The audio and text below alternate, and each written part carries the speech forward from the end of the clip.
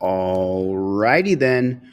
What is going on out there in the land of the unfree America? Happy Saturday morning to everybody. Good afternoon to people on the East Coast.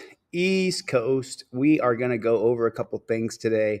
This should be really fun. If you guys have not seen my broadcast before, this will be a little bit different because now I showed you guys last week how to file a federal civil rights lawsuit using ChatGPT.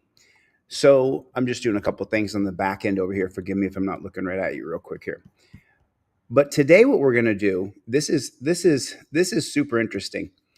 I saw this video yesterday, and I saw and the good news is if you want to write your own federal civil rights lawsuit using ChatGPT, if you watch this video right here, you're going to learn how to write your own federal civil rights lawsuit. And I did it last time. It took like 4 hours.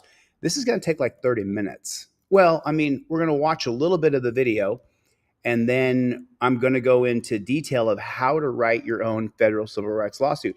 And big shout out to my boy over there. Here is the deal, Brian.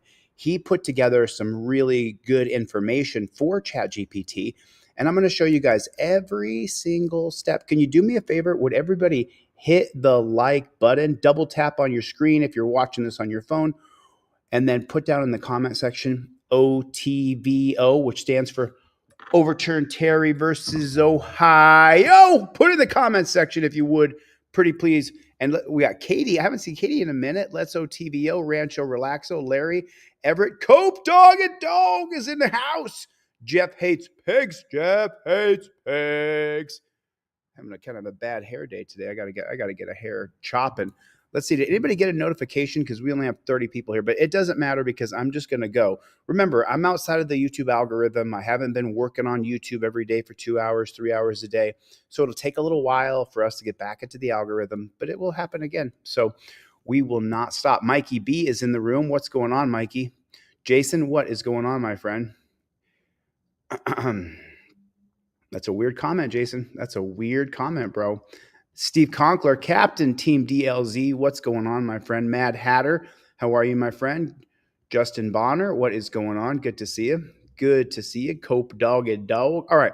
So I wanna show you guys some super important stuff. And so let's go down the checklist of things that if you have, especially if your video went viral, if you had a video that went viral and you got arrested by the Dirty Coppers, and then several people like myself or Brian from Here's the Deal or any other channel covered your video, they may break it down in a way that you hadn't broken it down previously. So if you guys have seen this already, you can watch a little bit of it, but just hold tight because I'm going to show you how. And then here's this channel. Let me show you guys this channel right here. Boom, boom, boom. Is that the one? Man misses his daughter. So this is from BP Cast. I can't remember. I can't remember if I know BP Cast or I've communicated with BP Cast before, but this guy does a pretty good job of kind of getting the good parts on here. And then, and that's one. But then here's the thing. Here's the deal. Then the other video that I'm going to show you is from Here's the Deal, and it's right here. Okay, so let me share this video with you and show you this because you're going to need to know this if you ever want to file your own. So right here, you see this here? It says update, female cop tried to run graduation dad off to another man. So this is going to be super important for your federal civil rights lawsuit as well. Cope Dogged Dog. Okay, so there that is. Holy smoke, Steve Conkler with a huge super chat. What is up, Steve Conkler? Right on, brother. Thanks, man. I appreciate the support. We're going to be coming right back, y'all. We're coming right back. This wall is done. The game is done. So look at Tuesday, Wednesday, where I'll start teaching long form videos of the history of our Constitution, Supreme Court case law. So I'm really looking forward to it. Pro Se America DLZ is in the room. Thanks a lot, Conkler. Appreciate it, man. Thanks for your support. So, all right, let's watch a little bit of this. Maybe you guys have already seen it, but I'm going to give you a little bit of a different spin on this because this is going to teach you how to write your federal civil rights lawsuit. And that to me is worth taking the time to do. I wanted to do this previously, but And so we're going to watch just a few minutes of this for people who have not seen it. Although this video has gone super viral across the internet, I just want to show you a few minutes of this, and we're going to break it down as the best we can. Where are you coming from? Alexandria, just got off work on my way to my daughter's graduation. High school graduation? Yep. Are you taking any prescription medications? Any illegal controlled substance uses that we use? How about alcohol? No. So I'm a drug recognition evaluator, and there's a couple concerning things. Okay. I'm going to run you through a few tests. So feet completely together, toes touching, arms by your side. I feel pretty confident I'd pass the sobriety test. Blow, blow, blow, blow, blow. Zeros. You were telling the truth. So you're showing a lot of signs of stimulant use. Oh, you're telling me I'm overstimulated and I just passed the sobriety test. You're making, now you're getting agitated, which makes me a little nervous. Am I getting arrested for DWI, or are we going in, or what are you going to be cooperative? So I'm missing my daughter's graduation. Okay, we'll try to make this fast. Okay? What do we do? Go take a drug test? Yes, sir. Oh, thank God. I didn't make it by 7. I can pass the drug test. You go in for a BCA drug test, which I don't get the results for today. Why do you think I'm overstimulated? I don't understand. You're showing numerous signs of like what? For being impaired while driving. I promise you, I'm not impaired. I drove a semi all day.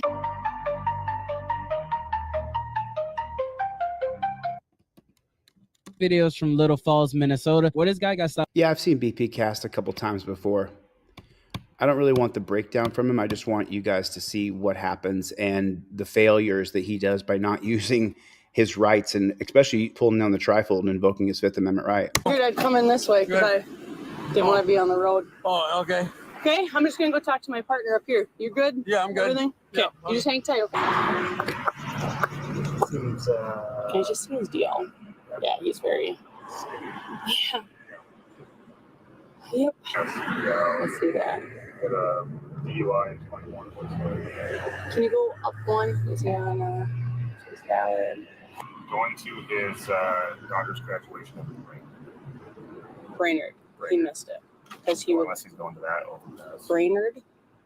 Yeah. From Wadena, he would have just stayed on 10 to 210. Yeah. He would have never, ever came this far. No. 6'4" Brainerd. I don't know if he works as much. Who's the R on this car? It is him. But yeah, I totally up to you. Yeah, it's fine with me. I get off in a couple hours or an hour. Yeah, do you just want to hang tight just behind him? Yeah. Okay. Did you have your proof of insurance? Yep. Would you like to see it too? Yes, please. Yeah, so. Is it okay to open it up? Absolutely. You don't have any knives, weapons, guns, or anything in there? No. Yes, that's just fine. Where are you coming from? Alexandria, just got off work on my way to my daughter's graduation. Alexandria? Yeah. High school graduation? Yep. Who owned the car? Yep, I sure do. What were you doing in Alec? I worked there for Mark Lee. So everything he's saying right now, none of the words that he's saying right now are going to help him. None of them. He didn't say anything. Remember, she walks back to the other dirty pig and she's like, "Oh, this guy, whatever." We can't really. It was kind of mumbled, jumbled. He should have invoked his Fifth Amendment right from the jump. He should have pulled his trifold down from his visor, gave the license registration, say, "I invoke my Fifth Amendment right." They had already predetermined that he was a bad guy and that he had done something wrong. And they were mocking that he was going to his daughter's graduation. You heard it. You answering questions, it says right on your trifold, "Don't ask me where I'm coming from. Don't ask me where I'm going. Don't ask me where I've been." All your questions that those dirty cops are going to ask you is right there. Everything I need to provide is in the slip below. That's your license, registration, proof of insurance, which is in the slip right there. And you give it to them. That's all you do. You don't answer a single question. You can see it right here. None of those questions he answered helped him at all. Drive For what? a Mark Lee asphalt. I drive a semi dump truck. Gotcha. Just got off work. And What were you doing while driving? Were you on your phone or something while I got driving? hands-free. Well, you were called in for being all over the road. Yeah, that don't make no sense to me at all. Okay, there's no reason. Okay, so did you hear that right there? This is super important. You heard her just say you were called in for being all over the road. Well, that goes into his lawsuit. And if this guy, Rusty Moore, is going to watch this, because we're going to go to his page and we're going to put the link for this video on his page. Rusty, ChatGPT wrote your entire lawsuit. And that lie right there, that's one of your causes of action, because she lied. She made it up. She just made it. I'm alleging, I'm betting. It's more than a hunch.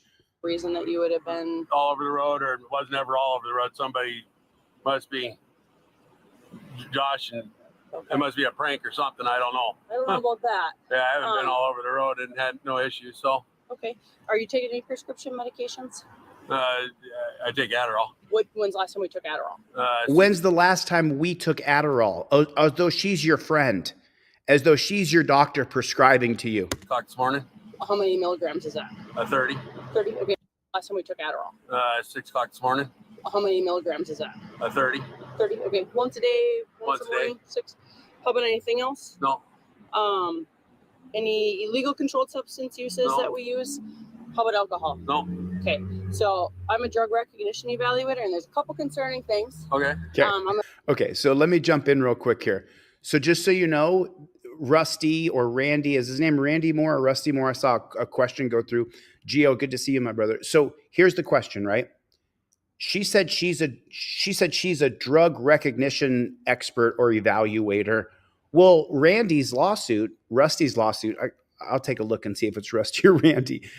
In Rusty's lawsuit, there's a cause of action that they didn't train properly because she's not a drug recognition expert. She's a cop trying to say that, oh, my experience and training tells me that you must be impaired because you're agitated that I'm harassing you.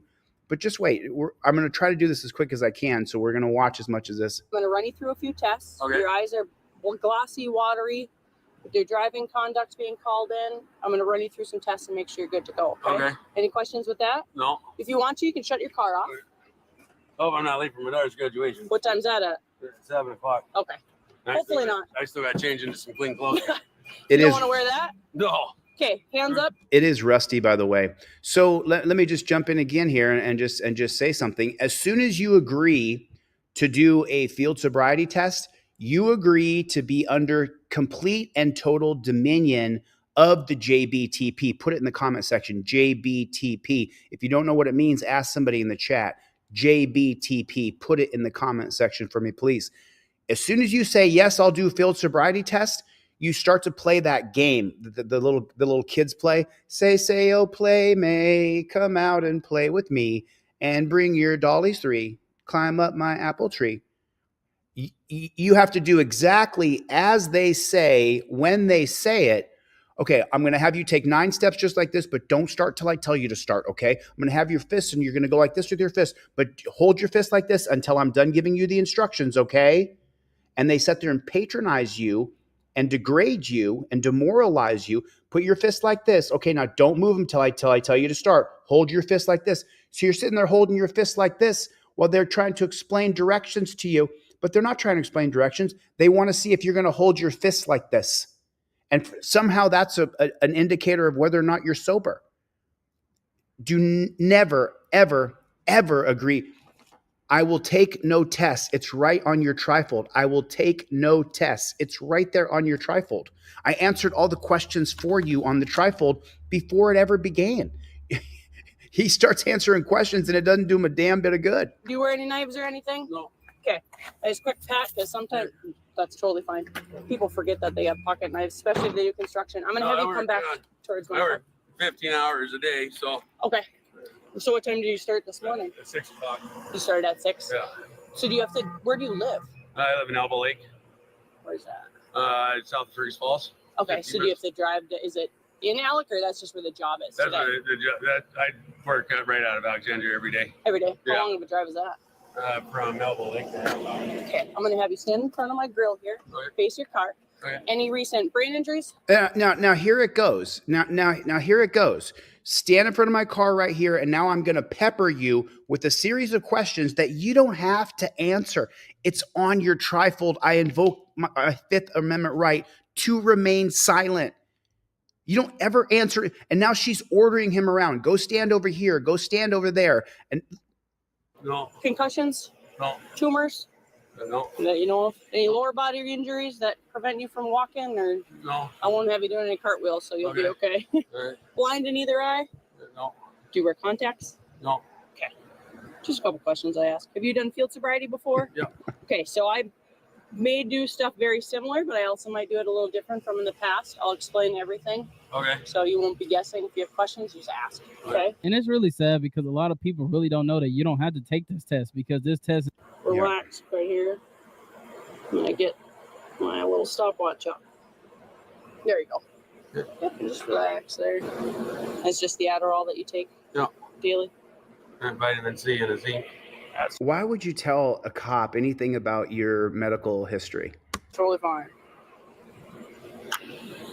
Melatonin gummy at night when I go to bed.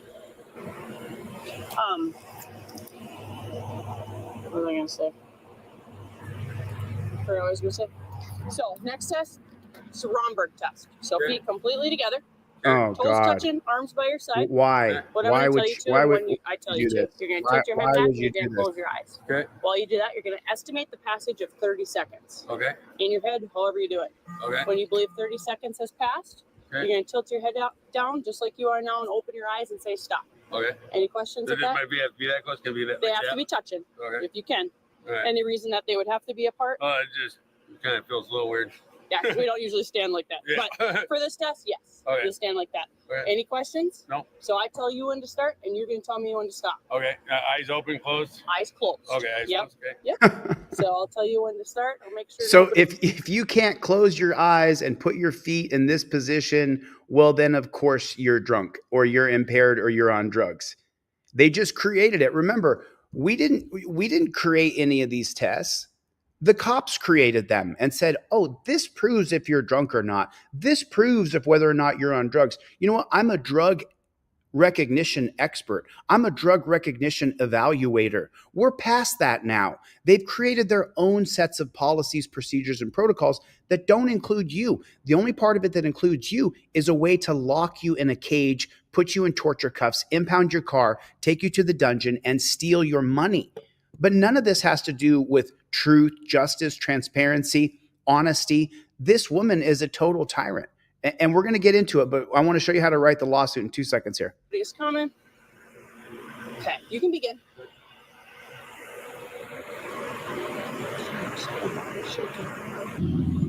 Finished. How'd you get there? What do you mean? How'd you get to 30? He counted in Did you his count? head. Did you just guess? Did you? I just asked. Yeah. Counted in your head? Counted in my head. Was I close? You're close. Okay. You'd be surprised with the answers I get. Okay. So you're a little taller than I am, so I'm going to have you have a seat on this chair. All right. Well, I shouldn't say chair, but it'll be your chair for All right. this.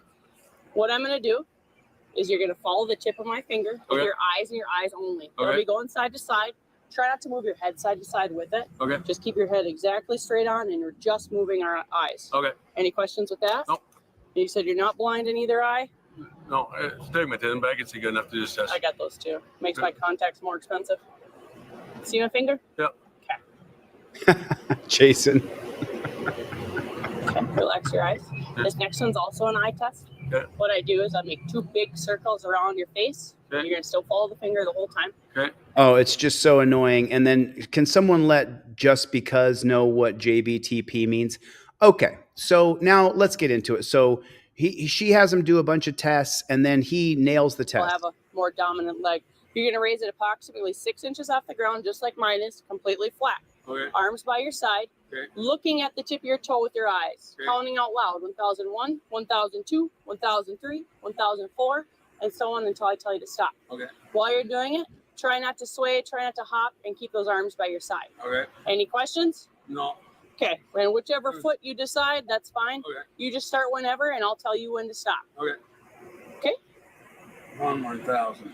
Little higher, so it'll be about 6 Three. inches off the ground, pointing that. And that right there, folks, if you can't, hey, let's OTVO, can you balance on one leg like that? Everett, can you balance like that? Jason, can you balance like that? Brandy, can you balance like that? I can't do it. I can't do it. And I'm pretty athletic. But I don't think with the cops all standing around me and me having to focus on standing straight up and down, I don't think I'd be able to do it. It says on your trifold, I will take no tests. Right there. I will take no tests. I gave you all the answers right there. You don't take any tests from the jackboot thug pigs. You never take a test from the pigs. That toe straight. There you go. Point that toe straight. Keep that level, like mine. See how it's And look at her barking orders at this guy as he's trying to keep his balance. He's trying to keep his balance, and she's barking orders at him. And they got another pig standing behind him. Flat. There you go. 1, 1,000. 2, 1,000. Looking at that toe. 3, 1,000. 4, 1,000. 5, 1,000. 6, 1,000. 7, 1,000. 8, 1,000. 9, 1,000. 14, 1,000. 15, 1,000. Sorry. Okay. Nope, you're okay. No need to apologize. Okay, I'm gonna take a pulse again. You can have a seat again. You're gonna take his pulse You again? wanna try it with taking your shoes off? No, I think I did get enough. Okay. Just thought I'd ask. Some people want to go barefoot. I feel pretty confident I passed the sobriety test. Mosquitoes are coming out.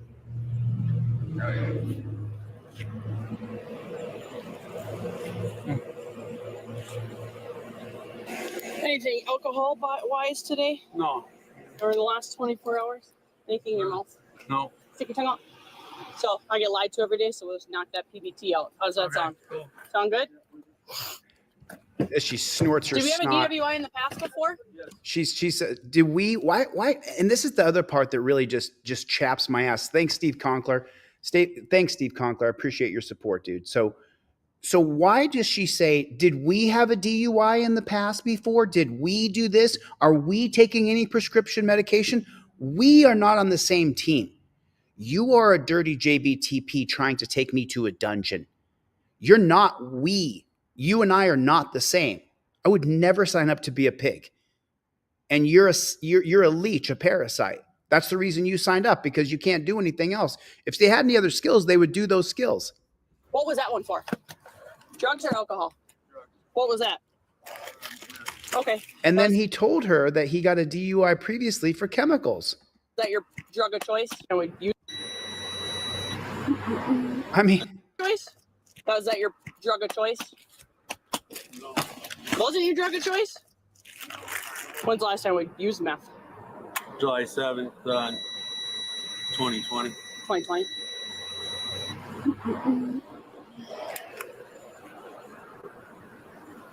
How often did we use it in the past? Pretty often. Oh, when I lose my insurance for my Adderall. Oh. wow. Why would you sit there and answer any of this? Blow, blow, blow, blow, blow. There you go. Oh. Zeros. You were telling the truth. You'd be surprised. And all of a sudden it's like, oh, okay. Wasn't very honest. As if she's an honest person.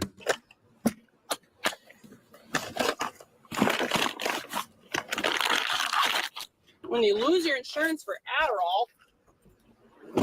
Yeah, I lost my insurance. How long ago? Oh, this is years ago. I'm going on. Are you on probation or anything? No. When's the last time we used meth? July 7th, 2020. Cocaine? No, I haven't used that since I was in high school. How do we take our Adderall? Oh my God. It's just so annoying. It's just so annoying listening to the way she talks to him. How do we take our Adderall? When was the last time we did cocaine? Orally. I have my prescription with me if you'd like to see it. Do you have it? Yes, I'd like to see it. No weapons that are in there, just since we're going back to our car.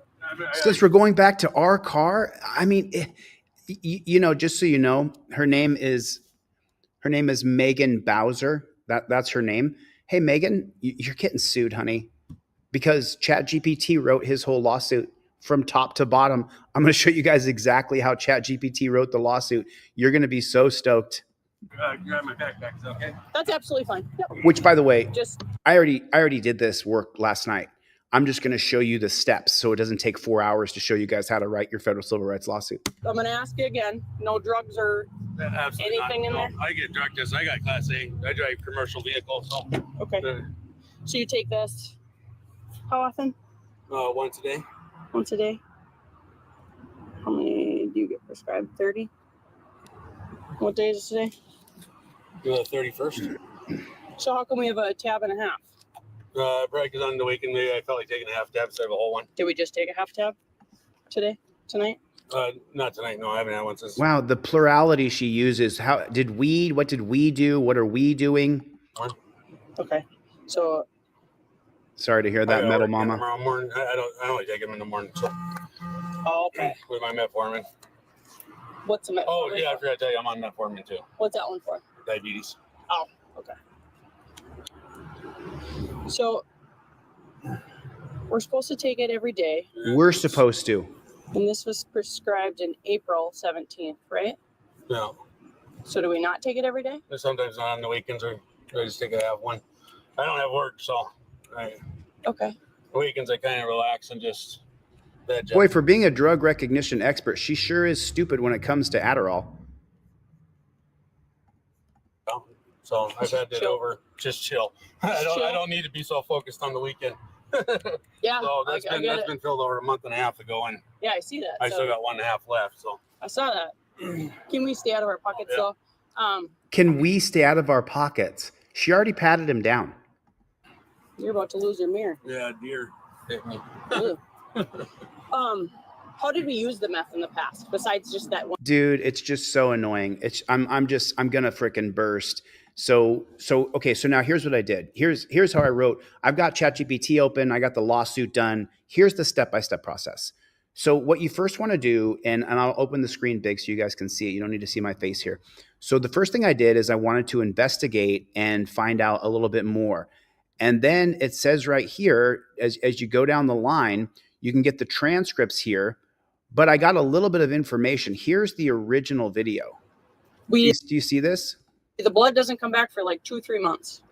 So everything. Okay, so he's going to get arrested. I'm sorry I cut this part off, but he gets arrested and put in a cage and charged with DUI. They just make it up. So this is his actual channel. And on Tina and Rusty's channel, you see what I wrote right here. I can and I will help you more than you know. You have my cell phone number in a Cash App. I sent him $5 on Cash App. So what you guys can do is take the link for this video that you're watching now, and I'll put the link for this video right here. Here's the link to his video. Go pop under there that Chili wrote your lawsuit on ChatGPT. There's the link to his video. Okay, so now here's what I'm going to do.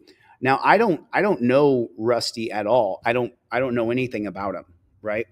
So what I do is I go to his video right here and I click on more on the comments. And then right here it says show transcripts. So now up here on the right-hand side, over here on the right-hand side, when you go down here and you hit show transcripts, now this is an 1 and 40-minute long video. So I take these transcripts right here and I just highlight them and I copy them. You see what I'm doing right there? You see that? I'm going to go all the way down. I'm going to copy all these transcripts. Now, what I like to do so that I have them, you can put them directly into ChatGPT if you want. But to sue these pigs and sue them properly, I want to make sure that I went too far. So then right here, cool. So now I got it. Now I'm going to Command copy, Command C or Control C, depending on if you're on a PC or you're on a Mac. For me, it's Command C. So now I copy the transcripts, and now what I want to do is I want to put them into a Word document. So you guys can imagine copying and pasting and putting those into a Word document, but I wasn't done yet. I wanted to know if there was anybody else who had done a video on Rusty. His name's Rusty Moore. So what I did is I searched online to see if anybody had done a video on Rusty. And wouldn't you know it, here's what happened, and this is really going to matter. If you have a video that goes viral and creators like myself or Brian from Here's the Deal right here, and so if we cover it, then we're going to add all kinds of information that you may not have thought of. So I copied and pasted the transcripts from the original video, which picks up the pig and picks up exactly what Rusty said. Then over here, it says update, female cop who tried to ruin graduation dad offed another man. And this video is 14 minutes long.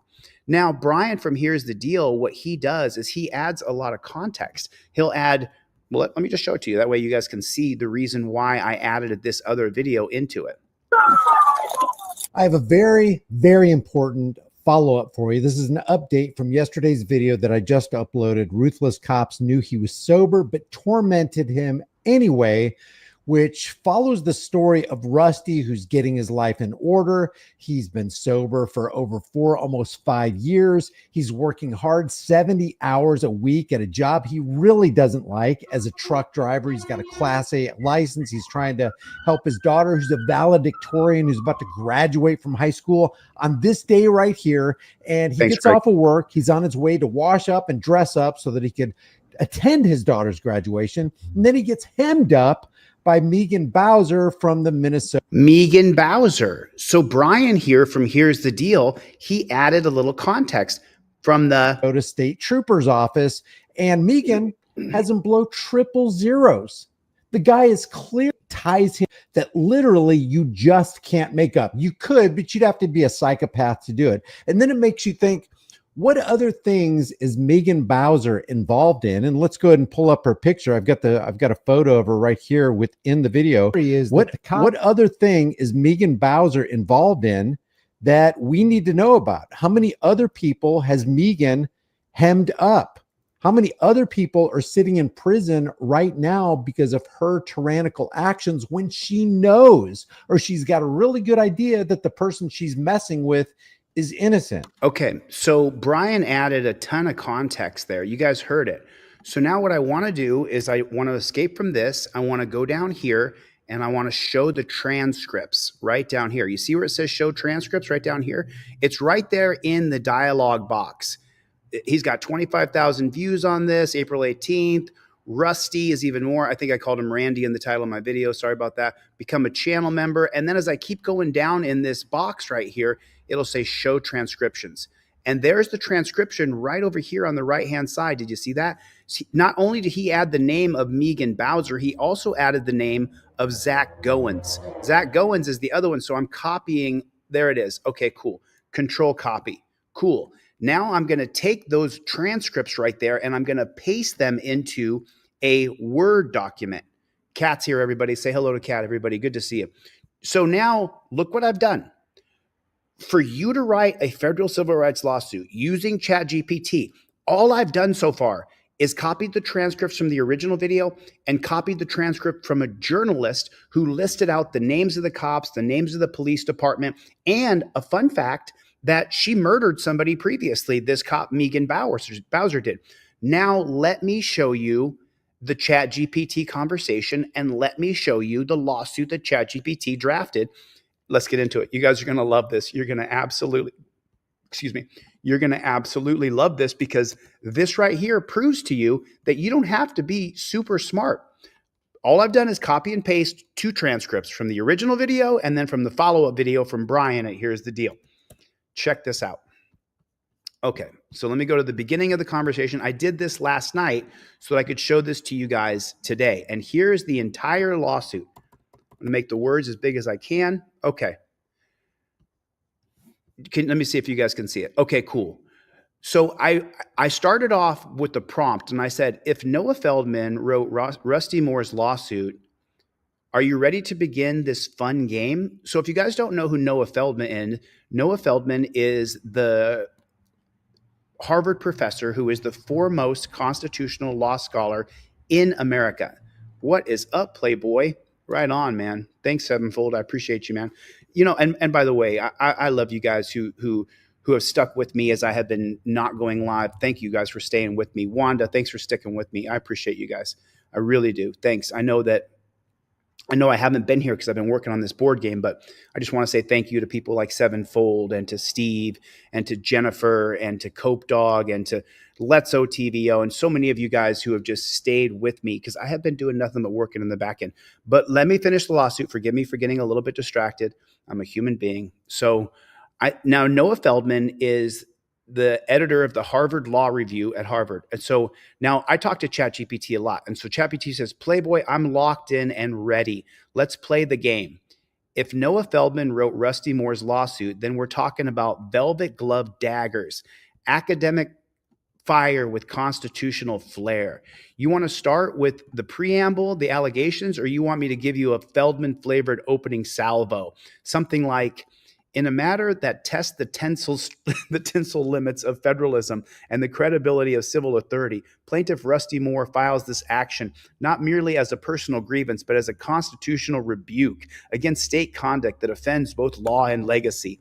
Say the word and I'll keep going. Structure, tone.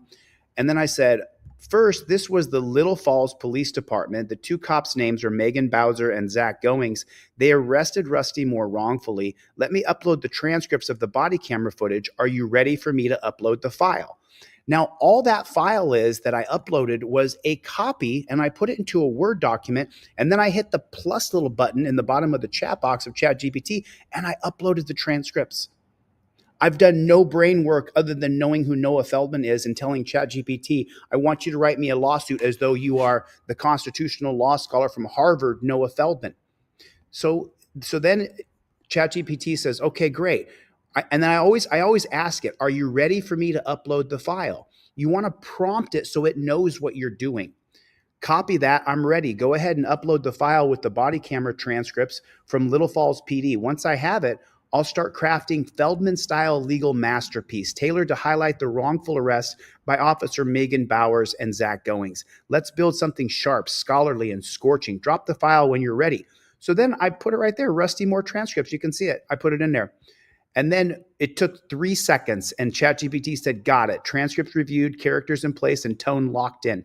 This one's got all the Feldman ingredients: constitutional overreach, pharmacological nuance, and a deeply human narrative wrapped in a jurisprudential takedown. Here's the opening salvo. So then it kind of drafts a lawsuit for me here just based on this. But remember, I want to prompt it. So I say to it, I read that and I say, I like what you've done so far here. Let me upload the transcripts from a YouTuber who goes by Here's the Deal. Megan has previously killed people. I think it's an important note that she has an authoritarian domination perspective on being a peace officer. Are you ready for me to upload the additional transcript? Do you see what I'm doing? As I'm prompting ChatGPT, I'm telling it exactly what I want it to do. People like Wanda Meese should be really paying attention right now, Wanda, because this is your next game, brother. And then all we got to do is crowdfund the fee to file. But if you don't have any money, I'll show you how to file that lawsuit without having to pay the fee. Okay, so now we keep going. Now, remember, I don't know Rusty. We're not friends. Never talked to him before. And then it says, I'm ready. Go ahead and upload the transcripts from the YouTuber. Here's the deal. If it gives us background on Megan's past use of force, especially fatal incidents, it'll help us paint a more complete picture of her pattern of behavior. Once I have the file, I'll review it and start threading that authoritarian profile into the complaint. Always with the Noah Feldman level of intellect and restraint, but cutting deep where it counts. Drop the file when you're ready. And then I said, I just added it to the file with the transcripts, and I put them at the end of this, and I called this version 2. So now all I did was I took the transcripts from Brian's video over on Here's the Deal. I copied and pasted it, and I put it at the bottom of the transcripts from Rusty's video. And then I called it Rusty Moore's transcripts version 2. And then I uploaded it. So far, you guys notice there's no super brain work here. There's no constitutional law scholar. Oh, I know Pennsylvania versus Mims and Terry versus. I don't know any of that. I'm just you. I don't know anything. All I know is how to copy and paste. And all I know is I know Noah Feldman's name because I learned it on Delete Laws. That's how I learned it. Okay, this is how I learned it. Chuck P is in the room. Everybody say hello.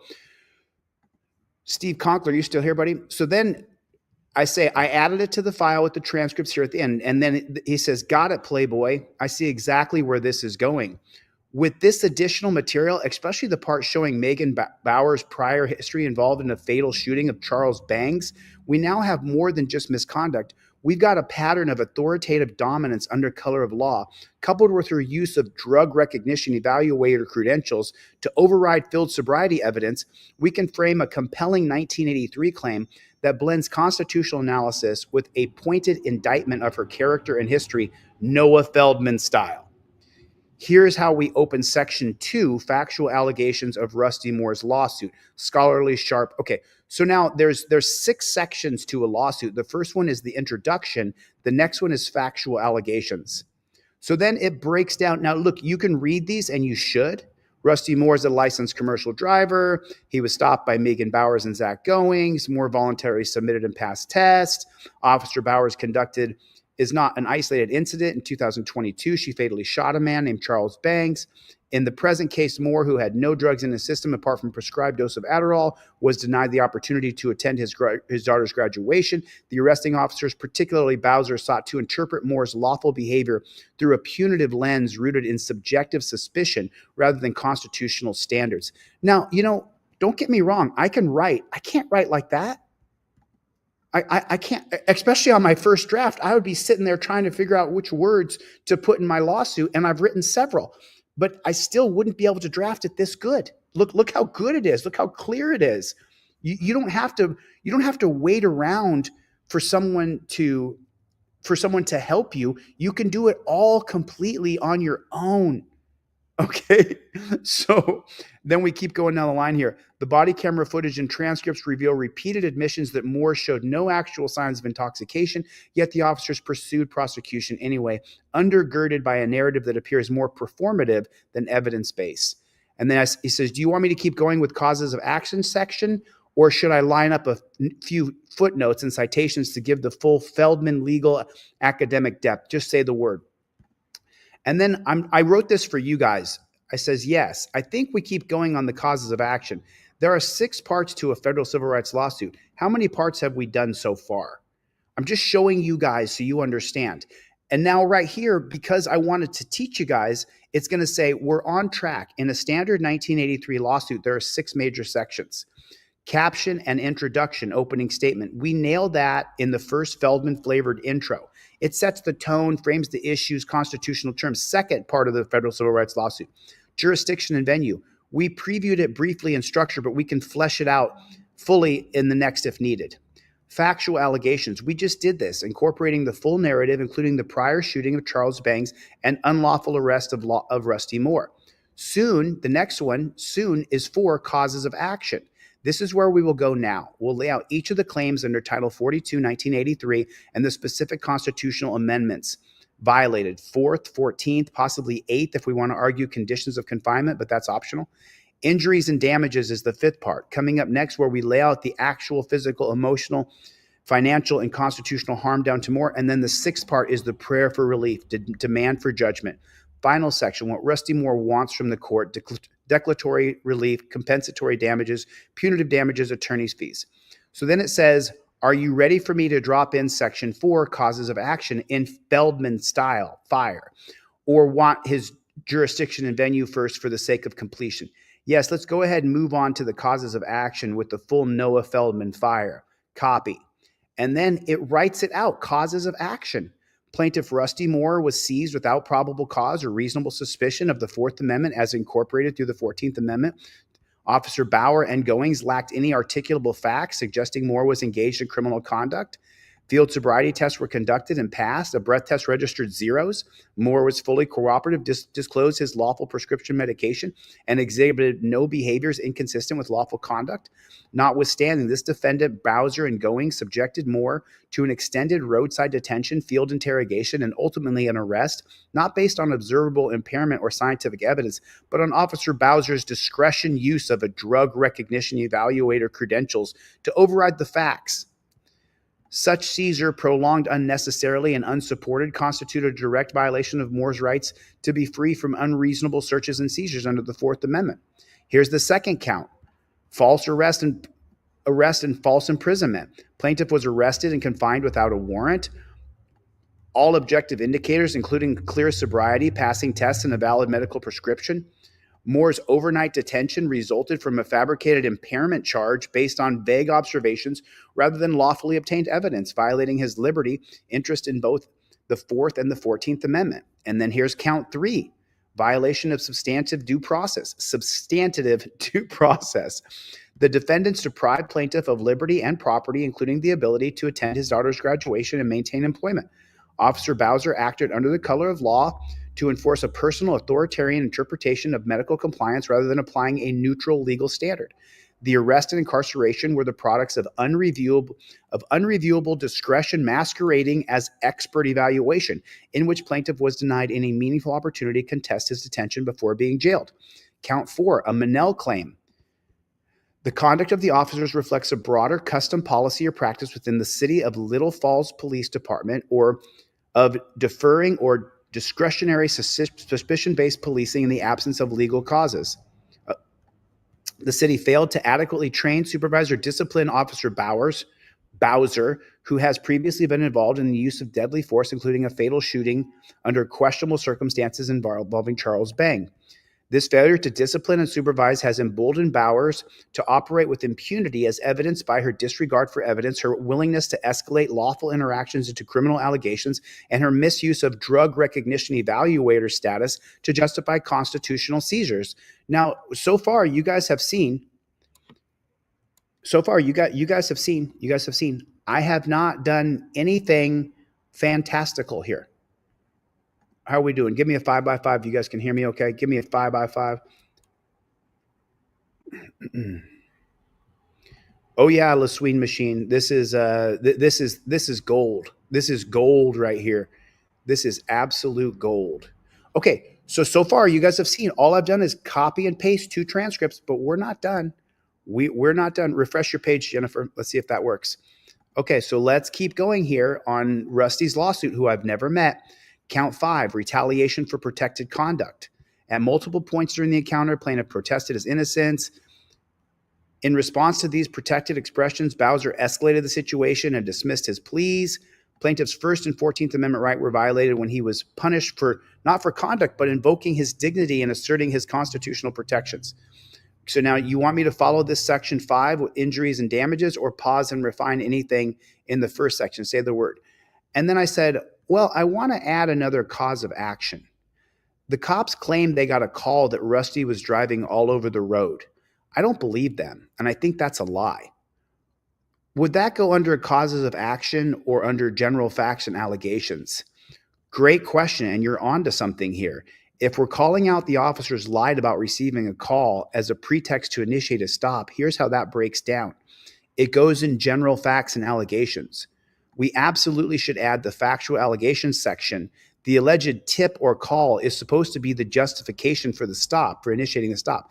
And if that justification was fabricated, it undermines the entire constitutional foundation of the stop. That means it belongs in the timeline and the narrative of what happened.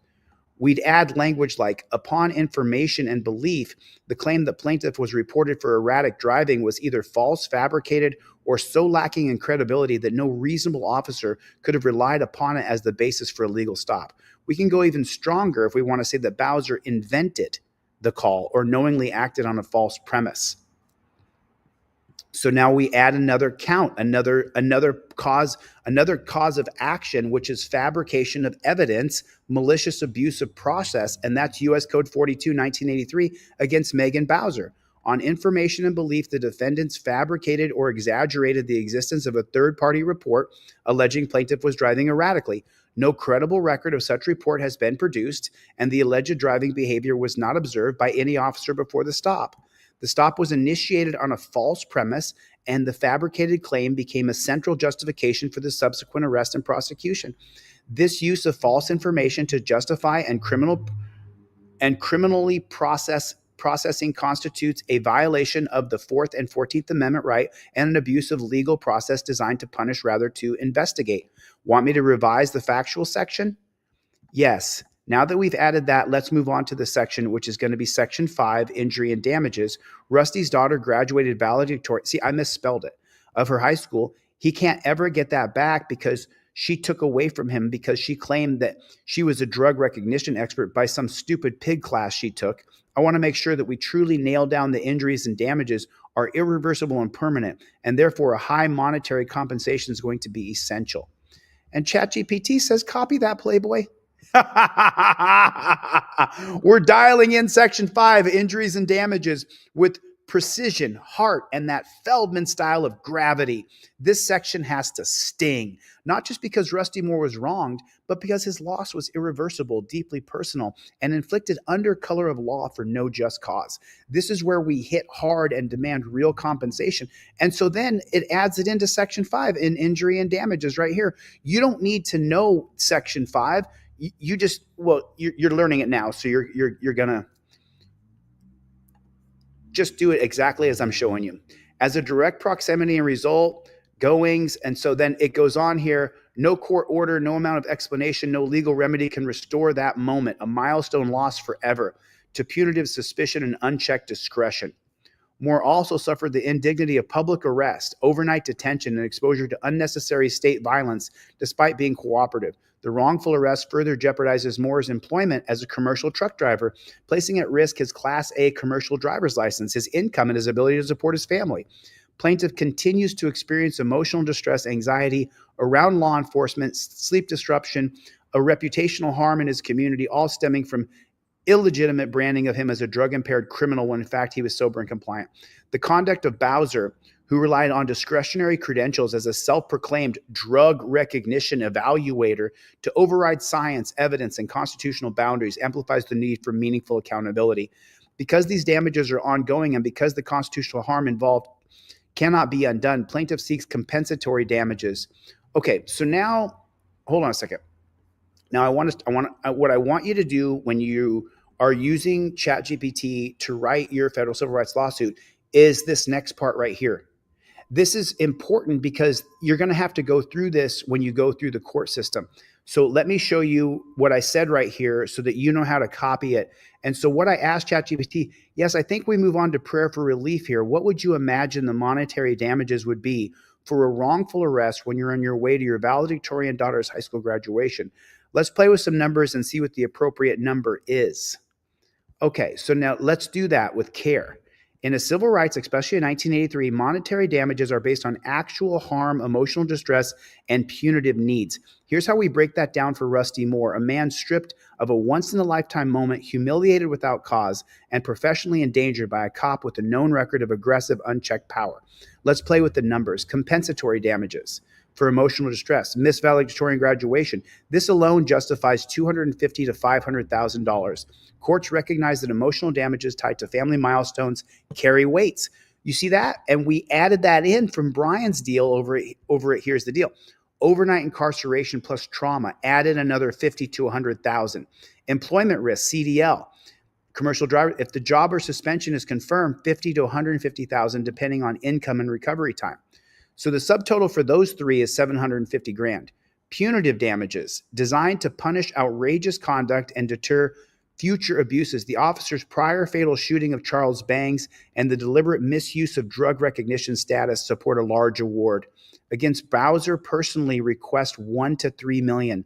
Against the city of Little Falls, Minnesota, add another $1 to $2 million.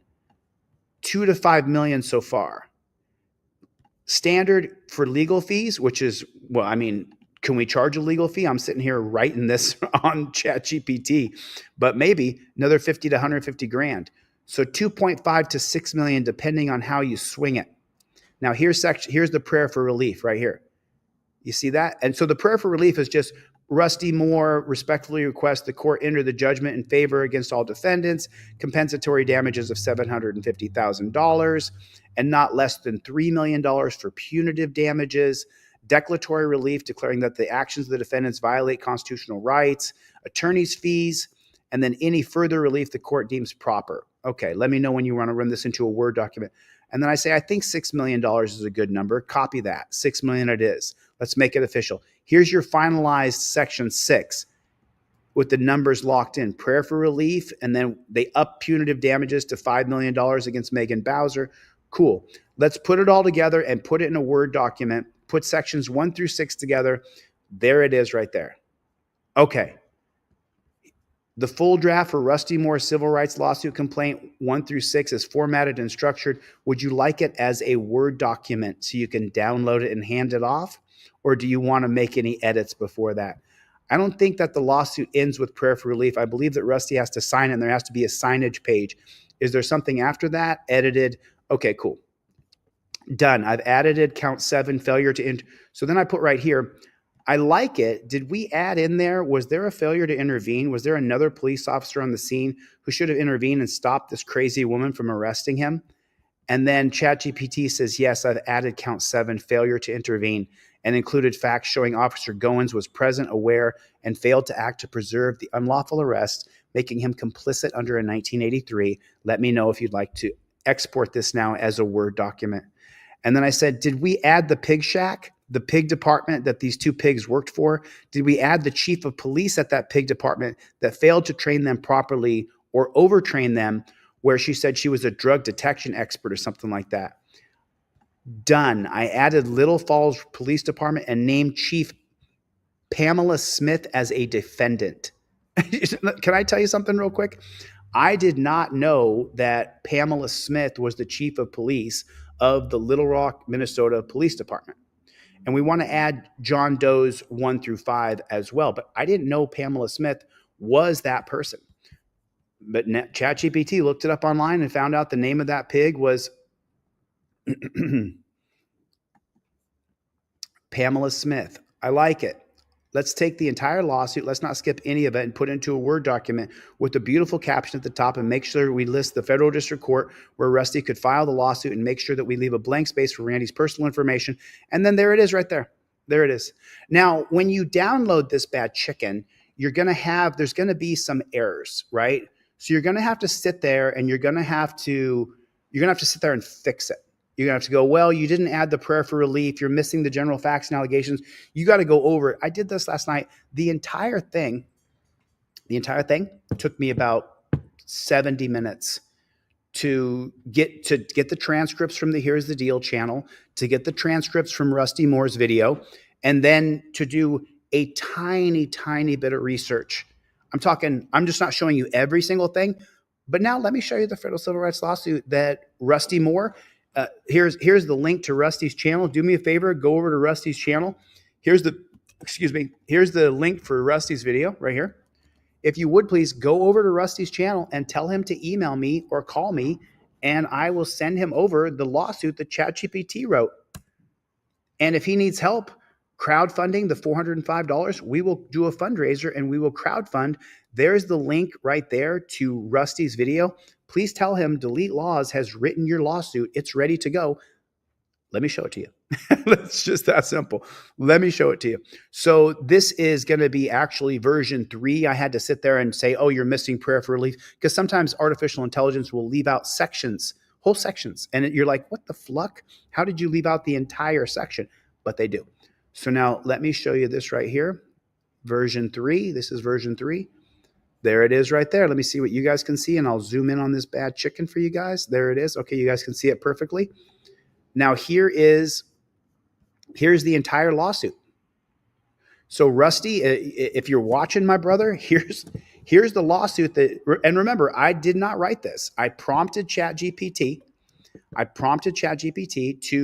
To thanks, Everett. I appreciate it. This is so easy. What are we? We're 57 minutes in.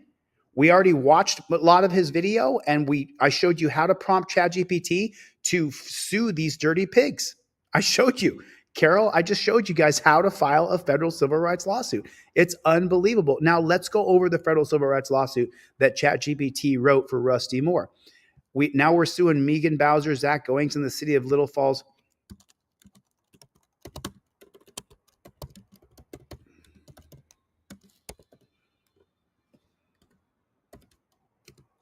And John Doe 1 through 5. That way, if anybody else was involved.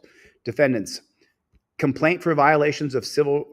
This case arises not simply from a wrongful arrest of one man, but from the misuse of state-sanctioned authority to upend the liberty of a citizen on the basis of a pretext, prejudice, and fundamental misunderstanding of constitutional boundaries. On the evening of May 31st, 2024, plaintiff Rusty Moore, a commercial truck driver and father, was traveling from Alexandria to Brainerd, Minnesota to attend his daughter's high school graduation. He never made it. Stopped by Little Rock police officers Megan Bowser and Zach Goings under vague allegations of erratic driving, allegations unsupported by observable traffic violations or lawful. Moore cooperated fully, passed sobriety tests, and offered his valid prescription for Adderall. Despite exhibiting no signs of impairment, Moore was arrested for DUI based solely on legal prescription medication taken hours earlier in a dosage consistent with his prescription. What followed was a series of indignities, invasive questioning, threats of prolonged detention, humiliation, and missing his daughter's valedictorian speech, all based on constitutional impermissible grounds. This action seeks to redress it under U.S. Code 42, 1983. Jurisdiction and venue. This court has subject matter jurisdiction as authorized as U.S. Code 28-1331 and U.S. Code 28 as the claims arise under Constitution and laws of the United States. Venue is proper in the District of Minnesota. General facts and allegations. We just went over these. Plaintiff Rusty Moore was seized. Bowser claims she received a call alleging Moore's driving was erratic. No traffic infractions were observed upon the information. And this just keeps going. Moore passed all field sobriety tests. Bowser, despite this, she claimed that he was impaired. Moore was incarcerated overnight, missed his daughter's speech. Officer Bowser has a prior history of excessive force. Officer Zach Goings, through his present and actively involved in the encounter, failed to intervene or prevent the unlawful arrest of plaintiff. Chief of Police Pamela Smith, the officer policymaker of the Little Falls Police Department, failed to adequately train and supervise and discipline Officer Bowers and Goings. Failures include allowing Officer Bowser to assert law enforcement authority through unaccredited or insufficient scrutinized drug recognition evaluator. These failures reflect, and then we go into causes of action. Count 1, unlawful seizure. So, as I read this to you, remember, plaintiff's right under the 4th and 13th Amendments. Count 2, false arrest and false imprisonment. I did the formatting here. I put it in italic and I put it in the middle of the page. I centered it. Defendants arrested plaintiff without legal justification. Plaintiff suffered unlawful detention and reputational harm. Count 3, violation of substantive and procedural due process. Plaintiff was deprived of liberty without due process. The arrest was based on discretion and not the neutral application of law. Count 4, the Monell claim. City of Little Rock or City of Little Falls. Defendant city failed to train, supervise, or discipline Bowser. This failure led to the plaintiff's constitutional injuries. Count 5, retaliation for protected conduct. Count 6, fabrication of evidence, malicious abuse of process. Defendant fabricated or exaggerated the basis for the stop. Plaintiff was arrested and prosecuted based on false pretenses. There was no phone call. I mean, what do you guys think? Do you think that there was a phone call? Do you think that there was a phone call? Oh, another super chat came in. Thanks. I haven't seen it yet. There it is, K-Mac. Hey, K-Mac, I hope that you're learning how to write your own federal civil rights lawsuit using ChatGPT. I hope you're learning how to do it. Thanks for the super chat. I appreciate it. But this is oh, Simply Savvy is telling your story. I'm sorry. There it is.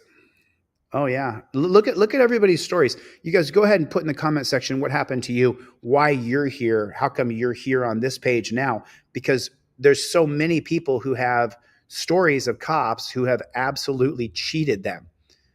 It's just so unbelievable. Death Angel, shoot me over an email with your phone number so I can text you when I go live because YouTube's not sending out notifications until I get back in the algorithm and start going live regularly. So far, you guys have seen that I have done nothing special. I didn't. There's no. You guys have heard me audit cops and go into police stations and say I'm a constitutional law scholar. You can't do this to me. I didn't use any of my brain at all whatsoever in this. I just want you guys to see that. The best legal writer that I know right now is a massage therapist who's computer illiterate. He's computer illiterate. You didn't get a notification today? Yeah, Death Angel, Joker, send me over your phone number on email and I will text you when I go live because they are absolutely, it is what it is. It doesn't matter. We don't stop. Count 7, failure to intervene. Officer Goings observed and had the opportunity to observe Officer Bowers engaged in the unlawful arrest of plaintiff despite any legal basis for detaining or charging him. Officer Goings failed to take responsible steps to prevent the constitutional violations committed by his fellow officer, thereby becoming complicit in the harm. This failure constituted a violation of plaintiff's constitutional rights under U.S. 42, 1983, prayer for relief. So now here's where the money comes in right here. $1 million, $5 million, declaratory relief, attorney's fees.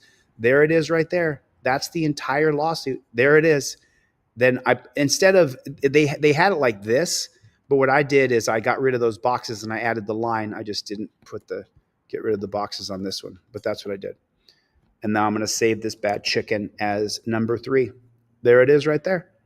There it is. Does anybody have any questions at all whatsoever? You guys saw me write this from beginning to end. You guys saw everything that I did. Is there any questions at all? because let's do this now. I want to see how many of us, I want to get over to Randy's page, and I want to let Randy know that I didn't write his lawsuit. ChatGPT wrote his lawsuit. Missed my daughter's graduation. So here it is right here. Let me refresh this bad chicken. Okay. I don't see anybody else, so please file a lawsuit. Okay. So I want you guys to pop over to this page right here and tell him that I wrote his lawsuit, if you would, please. Here is the link for that. Here is the link for this page right here. Grateful Dabs is here, everybody. Hey, Grateful Dabs, pop over to this guy's page and tell him that I just wrote his lawsuit live on YouTube using ChatGPT. Of course, I can't file that lawsuit. That would be practicing law without a license. But it's rusty, Derek. It's rusty. It's rusty. I messed up in the title of this. Mr. Bones is in here. What's going on, Mr. Bones? It is rusty. I made a mistake. I was working on this till like 2 o'clock in the morning last night. The entire process took me about an hour and 10 minutes. It took me 70 minutes. It took me an hour to explain to you guys the process of what I did. There it is right there. There it is. Jaded, what's up, man? So if you guys would please, let's pop over to this guy's page. I want him to know that, because all these people in here are like, please file a lawsuit. Please file a lawsuit for all of us, please. Everyone needs to realize this happened over a phone call or not. Never answer questions about past drug use. The cop is a disgusting human being. Drug recognition expert, my ass. For you didn't know, Megan Bowser of Minnesota recently won the 2023 Officer of the Year for Minnesota and was the first female officer to receive that award. The DEI hire is Officer of the Year. Oh my God. Another one here, file the lawsuit for that tyrant cop knows she made you rich. She's Officer of the Year? Is that correct? Is that a real thing? She's Officer of the Year? So then Matt said, so can Rusty file it, or do you have to have an attorney to do it? Rusty can file it completely. So let's go down the line of what Matthew Turley here said. He said Rusty can file that as there's a $405 filing fee. But if you guys want to see how to go around that? You don't. Roger Bond is here, everybody. You don't have to pay that $405 filing fee if you can prove that you're indigent. Indigent. Forgive me for the the word salad. So now okay, cool. So Brandy Swaney went over there. Everybody go over to this guy's page real quick and come right back. There's the link, and tell this dude that we wrote his lawsuit. There's the link right there. Let me go to my regular YouTubes here. So I'll put it in here. Let me go like this real quick. I'm just going to drop this link for you guys. View your channel. Here it is. Okay, so here's the tell Rusty we wrote his lawsuit. And here's the link to the channel right here. There it is right there. I put it right there. You guys pop over there. Am I frozen? Say it ain't so. Say it ain't so. Oh, okay. Okay. So sorry about that. In a case I'm very familiar with, Sergeant was Officer of the Year 2024. Which one was that? Okay, cool. As long as I'm not frozen. Cool. Okay, so now let's check this out. I want to just know something here real fast. I'm just curious. I put the link for his. I'll put a comment here. I wrote your lawsuit using ChatGPT. I'm more than willing to send it to you and to help you raise the funds for the filing fee. Let me know. There you go, right there. Oh, shoot. I should have put the link for this video right here. I think I will. I'm going to put the link for this video right here. What's going on, Playboy? What is going on with the Playboy? So I'm just going to edit. I'm going to edit this. There it is right there. Now I put the link for the video. There it is. Okay, cool. So now let's do this. Let's go chat GPT, and I'm going to say, I want to file a federal civil rights lawsuit, but I don't have the $405. Can you guys see that? Let me get my face off the screen here. There you go. So now this says, if you want to file a federal civil rights lawsuit but can't afford the $405 filing fee, you can ask the court to waive the fee by filing something called an IFP application, which stands for Informa Pauperis. Here's how you do it. Documents you need: complaint, your full lawsuit, application to proceed, Informa Pauperis, civil cover sheet, summons for each defendant, step by step. Write your complaint, double space, clear. We already did that. Fill out the IFP form. This is a sworn statement about your finances. You'll list your income, assets, debts, and expenses. You're telling the court you can't afford to pay the filing fee. Attach your IFP to the complaint and file them together with the civil cover sheet. The court will review it, the IFP, and may approve it outright, ask for more information, or deny it. If it's approved, your lawsuit proceeds without paying the $405. Where to file it? Go to the clerk's office of your local U.S. District Court or electronical filing, CMESF. If you're registered, some districts allow pro se filing. If you're incarcerated, if your IFP is denied, you can still pay the $405 processing fee later. If you'd like, I can draft your IFP form for you. Review your complaint to help you build it. Provide the exact forms for your federal. Just let me know the district. Okay, cool. Cool. This is in Minnesota. Here's the complaint. And now all I do when I say here's the complaint, I click that plus button down there. I add files right there. Rusty Moore, number 3. There that is. I don't know Rusty's information. Reading the document, 3, 2, done. I've reviewed the complaint. To proceed with that, we'll now create an there. I mean, there it is. Like, do you understand this? And here it is right there. I mean, there it is. I want you guys to see how absolutely easy this is. I want you guys to see. I want you guys to understand how very, very basic this is. This was so easy. Jeff hates pigs. Jeff hates pigs. Jeff hates pigs. Jeff hates pigs is in the room. Okay, let's see. I'm live right now, my brother. Come join us. Okay. Is there any other questions? So John Q. Smith said, this part is the easy part of having the tenacity to fight. The court is the difficult part, getting over malicious hurdles and obstacles they place in front of you on purpose to your efforts against them is the difficult part. Yeah. So just so you know, you pretty much lose in district court most of the time. Then you go to the appellate court, or you go to the circuit court, or you'll go to an en banc panel through the whatever circuit there is. So they'll take 3 judges from all the judges in the Ninth Circuit and put them on a panel, and then they'll decide if whether or not the case can continue. So, you know, I think this is pretty good stuff, man. I love you guys. Thanks for the support. I really appreciate it. There it is right there. There it is. I mean, there it is. You guys got everything right there. You guys got everything right there. Any other questions? I just want to make sure before I move on to the next one, I want to make sure that strategy is nothing to chat with. Strategy is nothing to chat with GPT about. So let's go with what Let's OTVO said here. Let's take a look. Give us a look. Okay. Would there be a better strategy for Rusty to file his lawsuit? ?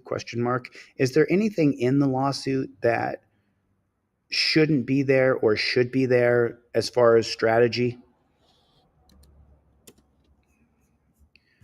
Would there be a better strategy for Rusty to file his lawsuit? Is there anything in the lawsuit that shouldn't be there or should be there? Yes, Playboy, there is a better strategy we can use to make Rusty's lawsuit more powerful, more strategic, and harder for the court to dismiss. You've got a solid draft, but with a few tactical moves and polish, we can tighten it. What you did right. You laid out the factual background, stated your claims, you used Manel to hit the city, demanded a jury trial, compensatory declaratory relief, you listed specific defendants by name. Simplify and sharpen the intro. Opening paragraphs sound more like a legal declaration than narrative or editorial. Trim emotionally charged language, indignities, authoritarian enforcement. They're great for a jury, but bad for a judge. Rewrite suggestions. And then it gives you the rewrite suggestions right there. Don't lead with drop or move count 5, retaliation for protected conduct down the list unless there's a clear. If this is weak, the court may throw out the whole thing. Tighten your Manel claim. Add these two things, standalone Fourth Amendment claim. You have combined with the 14th, but SCOTUS says the fourth governs. Cool. Count 1. So now, do you see what it's doing? Okay, cool. So I'm going to go down here and I'm going to say, I prefer this response. And then it says, if you want, I can redraft the complaint into a tighter, more strategic version for the judge, include suggested footnotes or case law to help you survive dismissal, deliver in a Word format ready to file. Do you want me to do that now? Yes, please. And keep the Noah Feldman fire. Write this as though this is Noah's masterpiece for presenting this to his Harvard class of third-year law students. Go. There it is right there. There it is right there. And there it is right there, Playboy. There it is right there. There it is right there. There it is right there. Now, if this is your federal civil rights lawsuit, you're going to sit there and you're going to read it and you're going to read it and you're going to read it and then you're going to go over it again and then you're going to go over it again. Yeah. Look at that. It's laying it all out for you. There's no reason in the world anybody should say, I can't sue the cops now.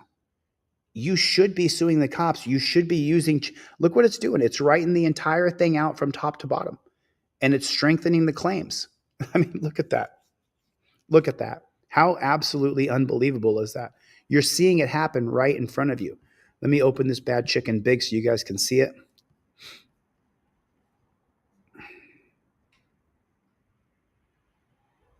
Oh, I don't know. There's some sort of drama. Anyway, so now I'm going to take this information right here, and then there's a little copy button right over here. Cool. And now now that I did that, what I'm going to do is I'm going to go back to my Word document, Rusty Moore version 3. There that is. And I'm going to go Command A for all, then Command V for paste. And there's the new lawsuit written and tightened up. Now, this is not double spaced, so we'd have to double space this bad chicken. But look at the captions even a little bit better. I like that caption a little better, don't you? I think it looks a little bit better. And now we have okay. Let me jump into some of the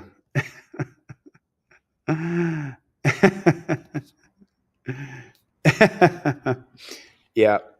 Listen, just so you know, he battles his own internal demons. We all have them.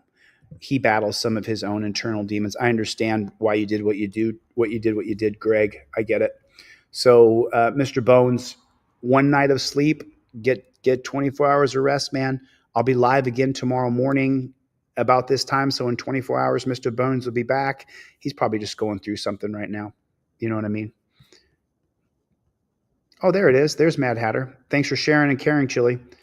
I got to go and get to the prison. So if you guys don't know about Mad Hatter, he helps people who have been incarcerated by the police. He helps people who just got out of prison. He helps find housing for people. A lot like Tower Time, and a lot like Rising Tides Outreach, which I forgot to text him. Let me text him and tell him that we're live too. I text a lot of you guys because YouTube won't send out notifications. So Rising Tides.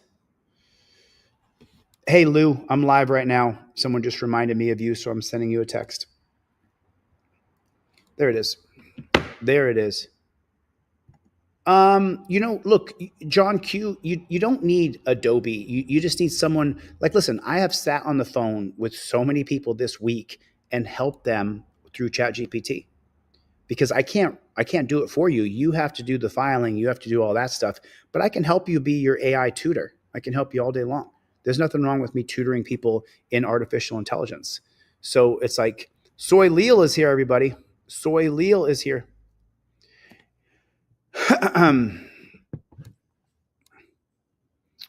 I don't know, David. Will you shoot me an email, deletelaws@gmail.com? If you ordered something from me a couple weeks ago, you should have got it by now. I don't ever go more than 7 days without shipping stuff. So OTVO, you don't need Adobe. I mean, it helps to have Adobe, but it's not the end all be all. You don't have to have it. But anyway, you guys can see it. You guys just saw me. You guys just saw me write it out. You guys just saw me. I'm reading some of the comments here as I talk to you guys, but you guys just saw me. Now, I don't typically show other creators interviews and stuff like that. I don't typically got you, Death Angel. Thanks. Shoot me over an email just because with your contact information and a link to your page so I know who you are. So I don't typically show other people's interviews, but I want to show a little bit of this interview with this cop who is the star of the Mullen Commission that was written in 1994 by Judge Milton Mullen, who was a federal judge that gave a bunch of cops immunity. And so I want to show a little bit of that. But before I do, I'm going to show just 2 minutes of this video right here.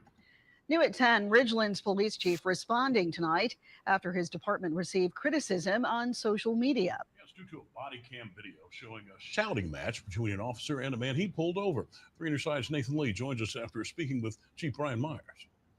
Well, Howard and Maggie, Frederick Gaddis was the man pulled over for a traffic stop March 16th on South Pear Orchard Road. And what started as a simple stop for an expired license plate quickly turned into much more. Now, 3 Side has obtained the body cam video from the entire traffic stop.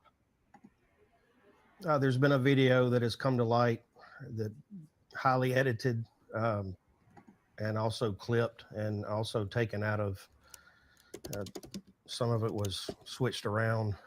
Regardless, there were some statements made by law enforcement that I think should not have been made. On March 16th, Frederick Gaddis was stopped on South Pear Orchard Road in Ridgeland for an expired license plate. But what would happen next has now gone semi-viral on Facebook. 3 Side obtained body cam video of the entire 30-minute stop from both officers, and we'll walk you through what took place. Once stopped, the first officer walked to the car and asked Gaddis to roll down the window 3 times due to its tint, but Gaddis did not respond.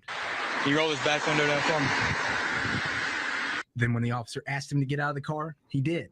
Once told why he was pulled over, Gaddis then showed officers his legal tag inside of his car. Officers then asked Gaddis for his license and proof of insurance. He provided his license on his phone, but not his insurance. After that, Gaddis willingly gave up his firearms on him and in his car. After that, the conversation takes a complete turn, causing one officer to be criticized for his language. Yes, your tin is legal. Okay, then write the ticket. But if it's legal. That's what I'm telling you. Mouth, you would understand that. See what I'm saying? He's not gonna be frustrated. He wants to be lock his And later on, lock his ass up. I'm gonna every way I can. I'm gonna F you every way I can is what he said. Now, Chief Myers says they are conducting an investigation to determine discipline for the officers. There will be action in regards to our officers here. As I said at the beginning of this, we police our own. Did he just say that? What did he just say? My head just exploded. I'm so sorry. Okay. I'm stuttering. Will be action in regards to. Okay. So take a look at his face as he lies. To determine discipline for the officers. There will be action in regards to our officers here. As I said at the beginning of this, we police our own.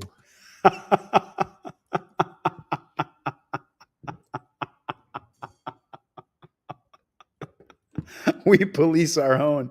Okay. JBTP. Dar put it in the comment section. Add it in there. JBTP. Jack Boot Thug Pig. You police your own. Is that what's happening in our country? Cops are being held accountable? Is that what's going on? It's just too much. It's just too much. We police our own. What are you talking about? We police our own.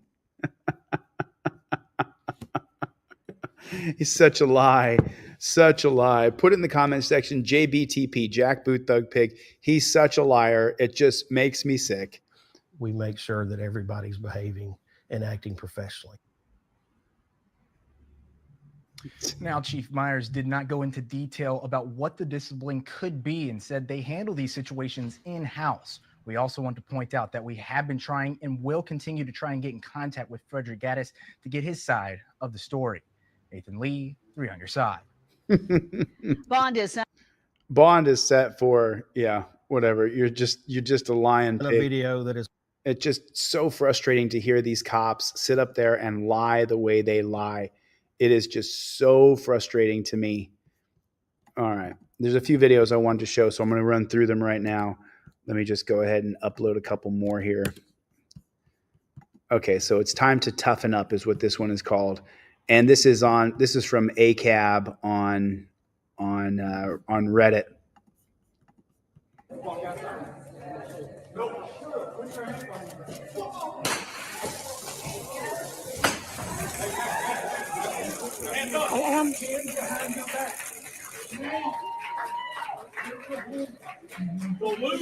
Stop.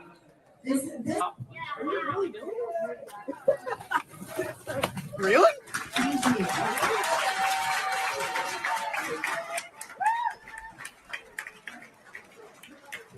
I showed this yesterday. It just makes me sick. Do not clap and cheer on the pigs. Do not encourage them to arrest people. It is just such trash. The celebration of authoritarianism to me is the worst thing in our country. People who celebrate these pigs in their current form, it to me is just disgusting. It just absolutely, it's just, please don't celebrate pigs as they are in this form. Okay, so this guy right here, this is a video. I watched this last night. Auditing with Autism. Right on, man. I have never seen your channel, but if you send me a link to deletelaws@gmail.com, I would love to see that. Would love to see it. I'd like to see Auditing with Autism. That's great. One of my best friends is autistic, and he's so proficient with the way Gary Bryant may as well be China. Okay, so let's get into this next video. This is going to make your blood boil. This is going to piss you off. We don't really have to discuss, but it is the right to remain silent. So you have the right to remain silent. Anything you say can and will be used against you in the court of law. You have the right to talk to a lawyer and have him or her present with you while you're being questioned. If you cannot afford to hire a lawyer, one will be appointed to represent you before any questions if you wish. You can decide at any time to exercise these rights, not answer any questions or make any statements. And it sounds like that's what you do. But do you understand these? Yeah. Can you write your name and badge over to a piece of paper and give it to me? Yeah, I'll give you my card. All right. So you're saying. Once again, this is another drug recognition expert who swears he smells something. That's not possible. Okay. Well, mind if I take a look? You do mind? I don't have consent, or I do? You don't have consent. Well, based on exigent circumstances, I'll take a look at it, okay? What am I going to find? He said, based on exigent circumstances, it's an emergency because, as you know, I'm not sure if you guys know this or not, but in the Olympics, in the International Olympics, they have banned the use of Mary Jane on the day of competition because it does two things extraordinarily well. If you are under the influence of Mary Jane, it helps you hyper focus. It helps you hyper focus on the task at hand, and you're able to block out other distractions when you smoke Mary Jane.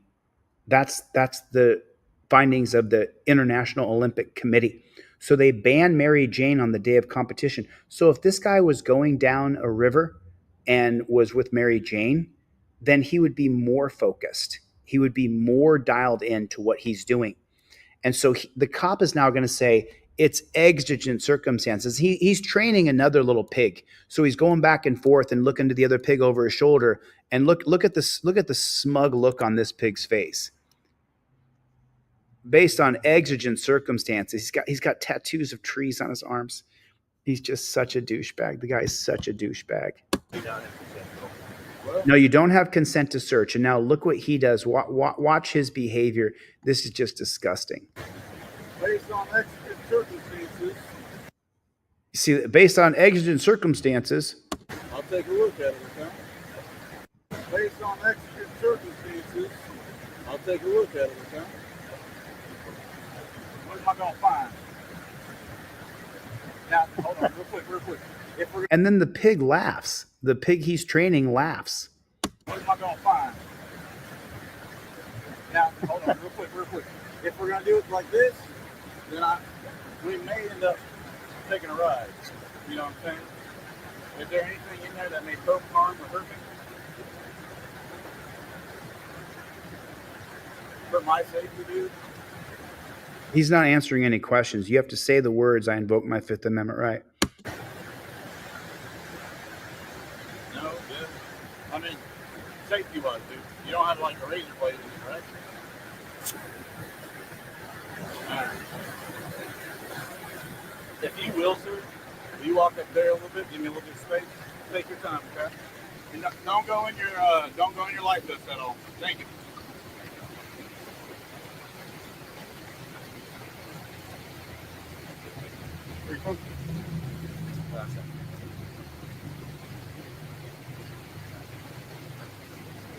Real quick for the camera, my name's Ranger Jeremy Sorensen, Tennessee State Parks. Ranger Jeremy Sorensen, Tennessee State Parks.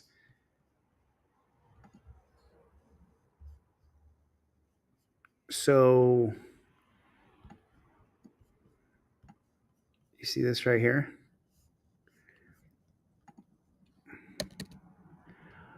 I witnessed this video, and this is a violation of your Fourth Amendment, period. Please reach out to me if you would like to learn how to file a federal civil rights lawsuit using ChatGPT, period. I would be more than willing to tutor you so that you can draft your own federal civil rights lawsuit and sue this POS Jeremy Sorensen, period. The arrogance and the demeanor of this pig is disgusting.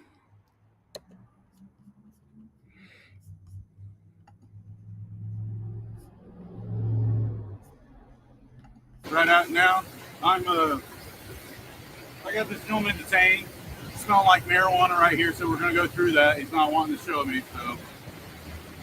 Which, by the way, he's lying. Everything he's saying right here. So here's where he turns to the camera and just lies after lies after lies. He does not smell marijuana. He's lying. And he's down on that river. So any kind of marijuana smell will be wafted away by the rushing water. But he's going to sit here and lie. Real quick for the camera, my name's Ranger Jeremy Sorensen, Tennessee State Parks. Right out now, I got this gentleman detained. Smell like marijuana right here, so we're going to go through that. He's not wanting to show me, so. Probable cause based on exigent circumstances allows us to do a legal search with reasonable suspicion. Let me explain something in what Terry versus Ohio does, okay? Terry versus Ohio, and we're going to get into deep analysis on this in Constitutional Law Scholar coming up next week. Finally, board game's done. We start printing on Monday. I have the wall done on Tuesday, completely done on Tuesday. So let me tell you what, and let me break this down for you guys so you can understand how Terry versus Ohio. When we all put OTVO, we got Let's OTVO in the chat. So many people say OTVO, overturn Terry versus Ohio. Let me explain to you the reason why. He's not wanting to show me, so probable cause based on exigent circumstances. Okay. Police on the scene were never allowed to determine probable cause before the 1968 case of Terry versus Ohio. Terry versus Ohio, the jurisprudence, the case that makes it possible for reasonable suspicion or a warrantless search or seizure to happen, is extended from the 1925 case of Carroll versus United States. So everything that this pig right here says was created by the unelected Supreme Court. It was just created. He doesn't have probable cause based on exigent circumstances. Exigent circumstances, that term exigent circumstances, comes from the 1925 case of Carroll versus United States that says that a cop can search you if he's in fear of a loss of life, if he's in hot pursuit of you, or if he has to confiscate or seize contraband. And the contraband in 1925 was based on poisonous alcohol bottles because J. Edgar Hoover, when he could not beat prohibition and he could not get people to stop drinking, J. Edgar Hoover and the FBI began to poison bottles of alcohol and kill people and say that every time there's a possible bottle of alcohol that's been bootlegged, it's an exigent circumstance because there could be cyanide in there because the FBI filled those bottles with cyanide. So everything he says here is based on Supreme Court lies. He's just making stuff up as he goes. None of this is factual. None of this is true. I got this gentleman detained. Detainment comes from the 1968 case of Terry versus Ohio. Like marijuana right here, so you can't prove that he didn't smell marijuana, so he can just say that he did. I'm gonna go through that. He's not wanting to show me, so. Of course he doesn't want to show you because it's a violation of his Fourth Amendment right, which you could be sued for. Probable cause based on exigent circumstances. Those are both lies. He doesn't have the ability to determine probable cause, and there is no exigent circumstances. He's saying there's exigent circumstances because this guy could lose his life as he's paddleboarding down the river. Allows us to do a legal search with reasonable suspicion. That's all created from Terry versus Ohio. All of it. Without Terry versus Ohio, this pig couldn't do any of this. Today is the 18th of May, and right now it's 1:14.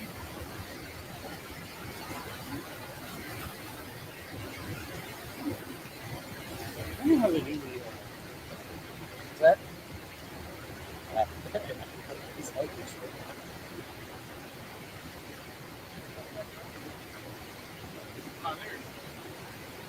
Thank you. I'll do it.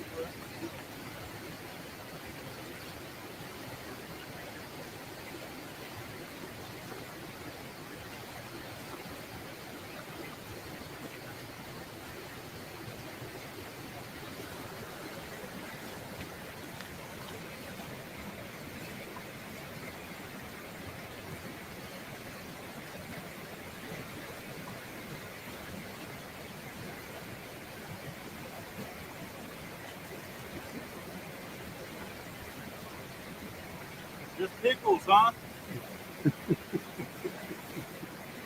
And the other pig is laughing.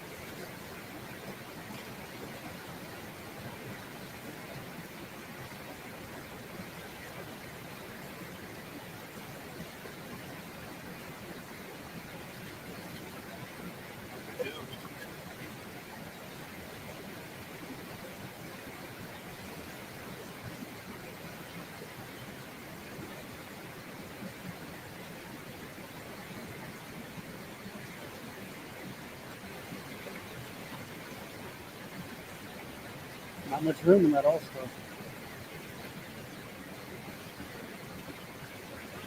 Let me give you a card. You're free to go. Thanks, man. I want to get that nose checked out. He said you might want to get your nose checked out because he's lying. This is a violation of your Fourth Amendment, brother. He lied. he fabricated that he smelled marijuana so that he could train the other cop. You saw it. Everything he did was so that he could be the authority and train another cop. It had nothing to do with exigent circumstances or probable cause. And I'm not sure. In Tennessee, is Mary Jane illegal? Is Mary Jane illegal in Tennessee? I'm just not sure. I'm not sure. Earning the hate, said Booty Ho. Booty, booty, booty, booty, rocking everywhere. So he made it up. He made it up. He completely and utterly made up that this guy somehow had marijuana on him. Let me give you a card. You're free to go. Thanks, man. Jeremy, I hope this guy reaches out to me, to this pig in this video. I really hope that this guy reaches out to me and I'm able to teach him how to sue using ChatGPT, because this guy should sue you, Jeremy, for being the pig that you are, the piece of shit pig that you are. You should be sued, dude.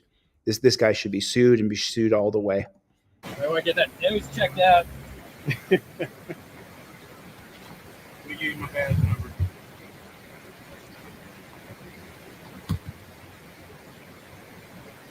If you need a report, it'll be in the system here in a few days. But thank you for your, I mean, you're kind. It would have been easier if you just showed me, but any questions for me, sir? All right. Thank you. So let's get into it a little bit here. So this is M, looks like someone who, okay. So this guy put this video up just because he wanted somebody to be able to see what happened to him. I'm more than willing to help this guy use ChatGPT. So I put a comment right here. Let me drop the link for the video in the comment section. If you guys want to let him know that I'll be more than willing to help him, here's a link for the video. If you guys want to let him know that and thanks, Booty Ho. Appreciate the super chat. Thanks for your support. BZ Watchdog is in the house, everybody. He's out there doing a lot of audits. Grateful Dabs, Dub Wubs. Yeah. Michael Dolan is here, everybody. Good to see him. So if you guys, here's the link. Let him know. Let him know. I'll help him with ChatGPT. And here's the link to his video. There it is right there. So let's just take a look at what some of the people are saying. The best part is that he kept his mouth shut and did not help with the investigation. Your attorney should be proud. Better go get that nose checked. Supreme Court case already ruled the smell alone is not probable to constitute probable cause. So that's the 2021 case. So Supreme Court already ruled that smell alone is not probable cause to search. So that's going to be in your trifold. That's going to be right here. Cop says he smells Mary Jane. Just flip your trifold open right there. And this is, and by the way, it's not the Supreme Court that said it. It's the Pennsylvania Commonwealth Supreme Court. Oops, sorry about that. Let me just fold this back so we can really get a good look here at the case law that is listed in your trifold. Right here. It's right here. I smell marijuana. Commonwealth versus Barr, 2021. In states, marijuana is legally sold for medicinal or recreational purposes. Law enforcement cannot use the smell of cannabis as grounds for search or seizure. The mere presence of marijuana odor does not automatically establish probable cause. It's important not to grant consent for a search or seizure solely because an officer claims to detect the smell of weed. And if you have this in your car, on your visor, or if you carry, is it on the non-driver cop card?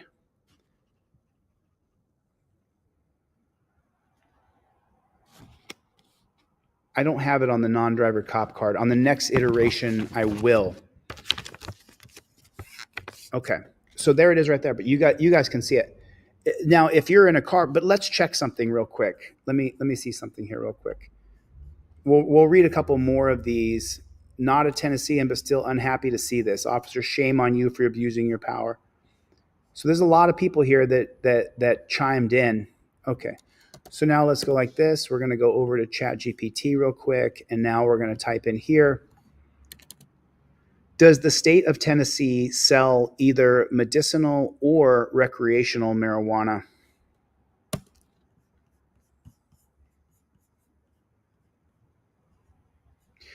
So it wouldn't be applicable in Tennessee because as of April 25th, April 2025, Tennessee has not legalized the sale of either medicinal or recreational marijuana.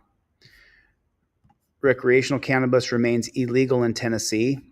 Tennessee does not have comprehensive medicinal marijuana program. Okay. In the state of Tennessee, is the smell of marijuana probable cause to search or seize?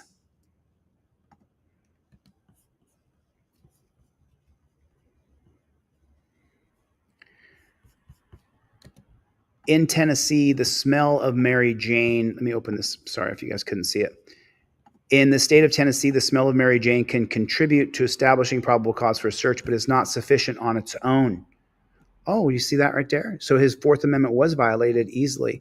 Courts require that odor be considered alongside other factors like the totality of circumstances.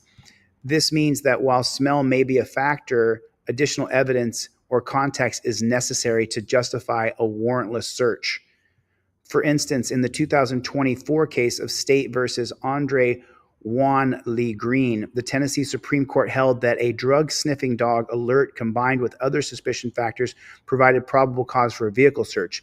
The court emphasized that probable cause must be based on the totality of circumstances, not solely on a drug alert from a dog of the smell of marijuana. So this guy used his own nose. Similarly, in the State versus Torrin Bishop, the Tennessee Court of Criminal Appeals reiterated the odor of marijuana in conjunction with other indicators could establish probable cause for a search. It's important to note that the legalization of hemp, which smells similar to Mary Jane, has complicated the reliance on odor alone. Cops must now consider additional factors beyond the smell. Regarding searches of residents, the standard is higher. Okay, so now let's since we're on this page, let's go ahead and go down this road. So what I'm going to do here on the back end over here, well, I'm just going to show you every single step. I'm just going to show you every step. I'm going to go back to here, and then I'm going to go back to here. Okay. So here is, let's see if we're going to get any transcripts though from the rushing water. Show the transcripts. So there's the transcripts right here. Okay, so there are transcripts that are available for this case. So let's copy these transcripts real quick. Let me go to the top here. I'm going to put my cursor here, and I'm just going to highlight and scroll down. It's only a 4-minute video. I'm coming to the end. There's 4 minutes, and 4:40 right there. Okay, cool. So I'm going to copy this, okay? And I'm going to take those transcripts. Okay, cool. So now we're right back here. All I did is jump forward a little bit. Okay, so now I'm going to say, cool story, ... Here are the transcripts from a cop who stopped a guy on a river in Tennessee, period. I just paste them in.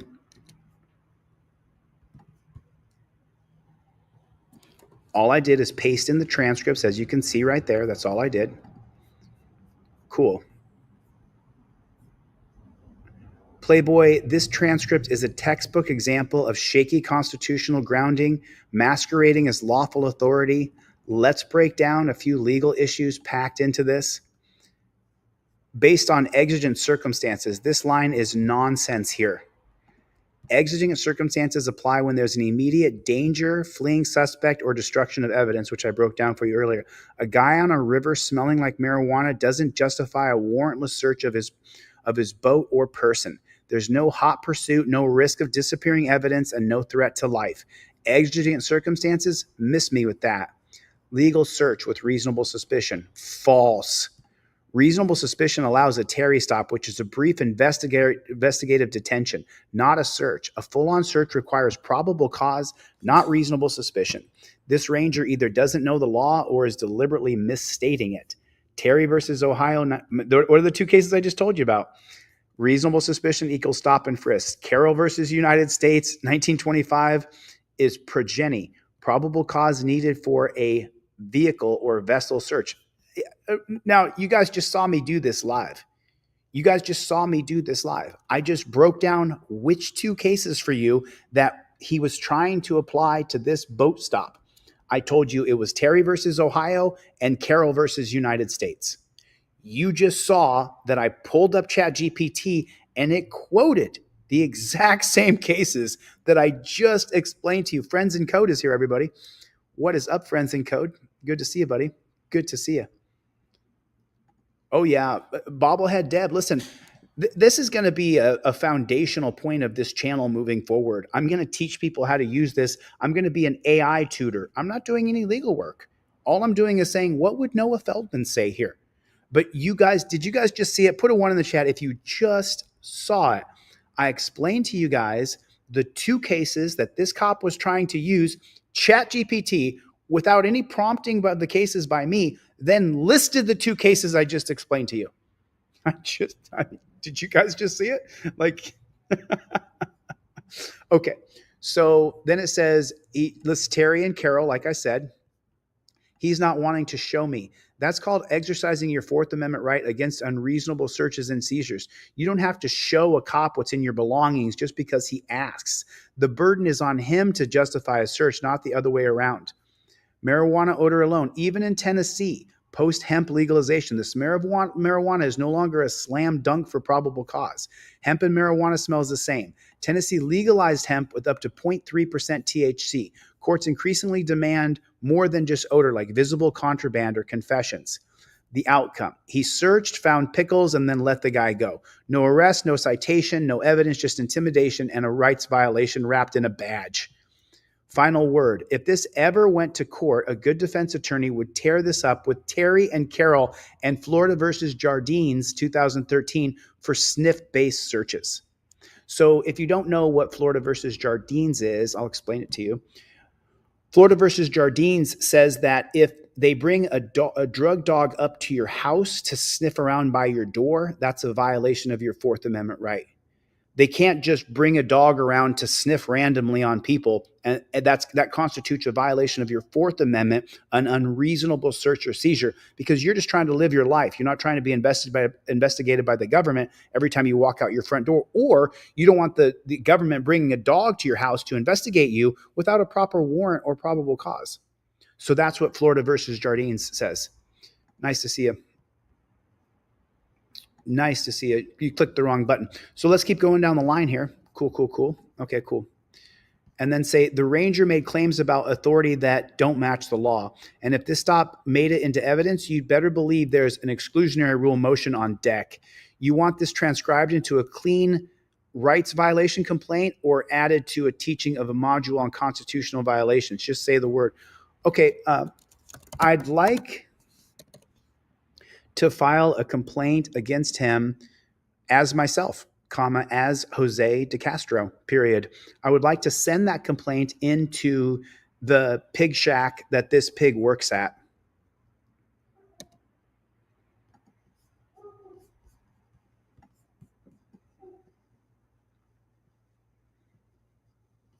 We'll draft a formal complaint from Jose de Castro addressed in the Tennessee Parks Department targeting Ranger Jeremy. I think it's, I think he said his name was, let me, Jeremy Sorensen. It's Jeremy Sorensen.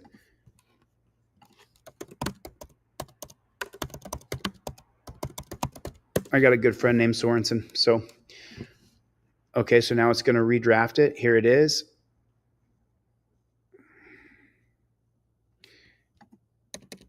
I'm only witnessing it by watching a video and realizing that this was a civil rights violation.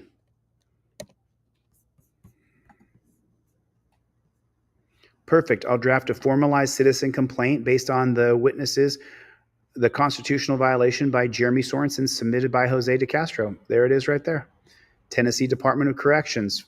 To whom may concern, I'm writing a formal complaint against Jeremy Sorensen of the Tennessee State Parks and Recreation. I witnessed a publicly available video dated May 18th, 2024, 1:14 p.m.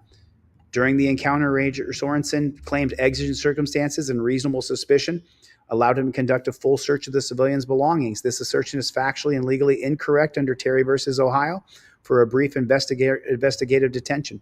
The Ranger claimed that the constitutional legal search with reasonable suspicion reflects either a fundamental misunderstanding And so it goes on and on.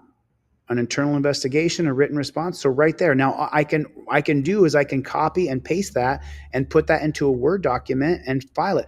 But what I would rather do, Delaware. So what Daz Hoken 1 here said, that's the 1979 case of Delaware versus Prowse. And Delaware versus Prowse, it's I think it's Praus. I don't think there's two S's in there. Okay, so in other words, what Delaware versus Prowse did is it made it illegal to have driver's license checkpoints, that you could not detain or search someone without individualized reasonable suspicion of a crime. And that's what Delaware versus Prowse. That's what Delaware versus Prowse does. As a matter of fact, let me just double check on this. Give me the breakdown on the 1979 case of Delaware versus Prowse. ...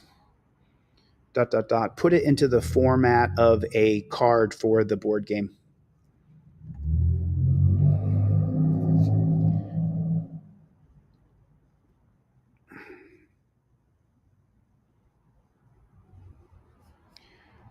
So the Supreme Court, the summary of Delaware versus Prowse is the Supreme Court ruled it's unconstitutional for police to stop a vehicle without reasonable suspicion or probable cause to check for driver's licenses and registration. Random, suspicionless stops violate the Fourth Amendment protection against unreasonable searches and seizures. Stopping an automobile and detaining the driver in order to check his driver's license and registration of the automobile are unreasonable under the Fourth Amendment if there's no articulable facts and reasonable suspicion that a motorist is unlicensed or an automobile is not registered. Of course, Rehnquist, who's the biggest piece of shit in Supreme Court history, argued that occasional spot checks were a minor intrusion and served an important state interest in traffic safety.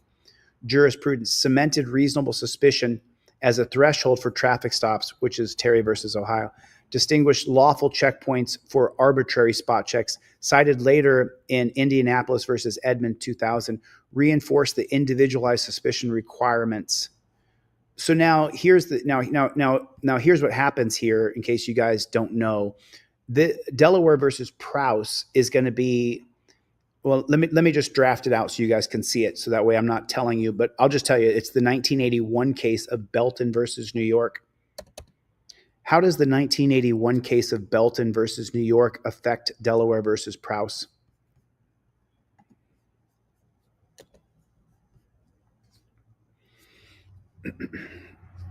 Great question, Playboy. New York versus Belton interacts with the ruling of Delaware versus Prowse and how Supreme Court tones of searches in cars shifted in just 2 years. Delaware, you can't search a car, focus preventing arbitrary seizures, standards requiring individualized suspicion. New York versus Belton, core holding, once a lawful custodial arrest of a driver is made, officers may search the entire passenger compartment. Focus searches that follow a legal arrest, standard probable cause for arrest automatically. So let me just explain to you what New York versus Belton did was removed your Fourth Amendment if you get arrested. And so that means that the cops, what they can do is they can say that you're under arrest and that they're charging you with the crime, and then put you in the back of the car, put you in torture cuffs, and then they can search your whole car because it's under the guise, under the premise, under the false pretense that you're under arrest because there's probable cause to arrest you. So then what New York versus Belton does is makes it so that they can search every single bit of the car. And so that's how they get around this idea that there's no individualized suspicion that comes from the 1979 case of Delaware versus Prowse. So now let's take it a step further. Let's take it a step further and say, okay, cool. How does the 2009 case of Arizona versus Gant change that? And you can see right here, want to build a case change showing the sequences from Prowse to Belton to Thornton to Gant right there. And as you can see, the question I just asked, how does the 2009 case of Arizona versus Gant change that? Do you see that? So you guys are, let me make sure. So right here, I said How does the 2009 case of Arizona versus Gant change that? And then right here at the bottom, big picture, Delaware versus Prowse tried to clamp down on arbitrary government power by limiting stops. Belton versus New York swung the pendulum back to expanding search authority, especially after a lawful arrest. And then ChatGPT says, do you want to build a case chain showing the sequences from Prowse to Belton to Thornton to Gant? So then before I even prompted it, I said right there, how does the 2009 case of Arizona versus Gant change that? So I mean, if I'm explaining the cases before ChatGPT lays them out, then maybe, just maybe, I know a couple of things here that you can gain knowledge from, and you can take the knowledge that I'm sharing with you and expand on that knowledge even further. So Arizona versus Gant, what it tried to do, and this is super important, and this goes back to invoking your Fifth Amendment right to remain silent. It's on your trifold. This is the reason why I'm such a Fifth Amendment advocate. So now let's get into Arizona versus Gant a little bit. I can't wait to show this on the big board, but I just got a few more days here. I've had to bite down hard. A friend of mine on the phone told me last night, she was like, Chili, you have worked for months to get this board game done, to get the teaching wall done. What's 3 or 4 more days? And I'm just like, I just want to do it now. But let's get into Arizona versus Gant so that you truly understand why you want to invoke your Fifth Amendment right. And look at this. It was a 5-4 decision. Police cannot automatically search a vehicle incident to arrest to a recent occupant's arrest unless the arrestee is within reaching distance of the vehicle at the time he's reaching.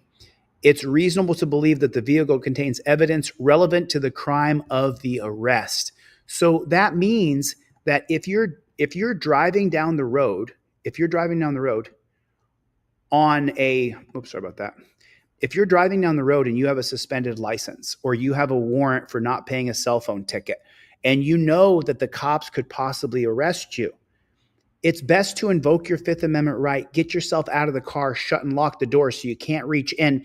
And the only probable cause they have is that they ran your registration that was out, and they found that the registered owner of the vehicle, and that's the 2020 case of Kansas versus Glover, where they can search your car based on the idea that you are the registered owner, and the registered owner of the vehicle has a suspended license. That's Kansas versus Glover. We're going to get into Kansas versus Glover. And oh, Sydney, hey, how you doing?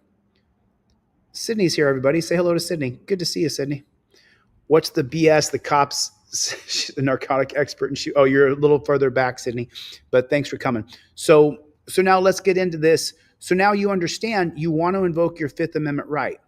What did the case of Arizona versus Gant do to Belton versus New York? Belton gave cops a broad green light. Once you arrest someone from a car, you can search the passenger compartments, no question asked.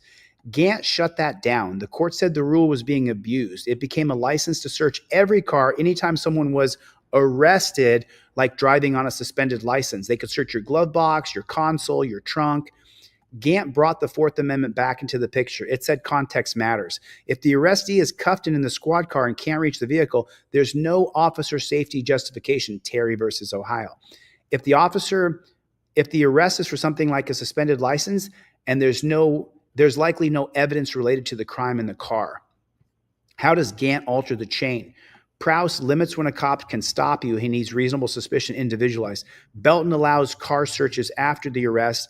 Gant restricted Belton. No more automatic searches just because someone is arrested. And remember, what they did was they would say, the cops would say, you're under arrest. I'm telling you truth here. As you can see, I've done my research. The cop would tell Sydney or Rusty or Metal Mama or Cope Dog, they would say, hey, you're under arrest. Then they would put you in the back of the squad car and they would say, oh, Cope Dog is under arrest. And once Cope Dog is under arrest, using Belton, they could search every compartment of the car. Now, I don't want to confuse you, so let's finish this train of thought, and then I'm going to go into Chadwick. So right here it says, game card jurisprudence. Gant recentered the Fourth Amendment, drew a bright line. Searches must relate to officer safety or evidence preservation, so they can search your car based on officer safety. Okay. No, let's go ahead and juxtapose the 1977 case of South Dakota versus Opperman with the 1977 case of Chadwick. And how do those interact with one another? If I have a locked glove compartment and I get pulled over, ... how does that work as far as an inventory search from South Dakota versus Opperman versus Chadwick?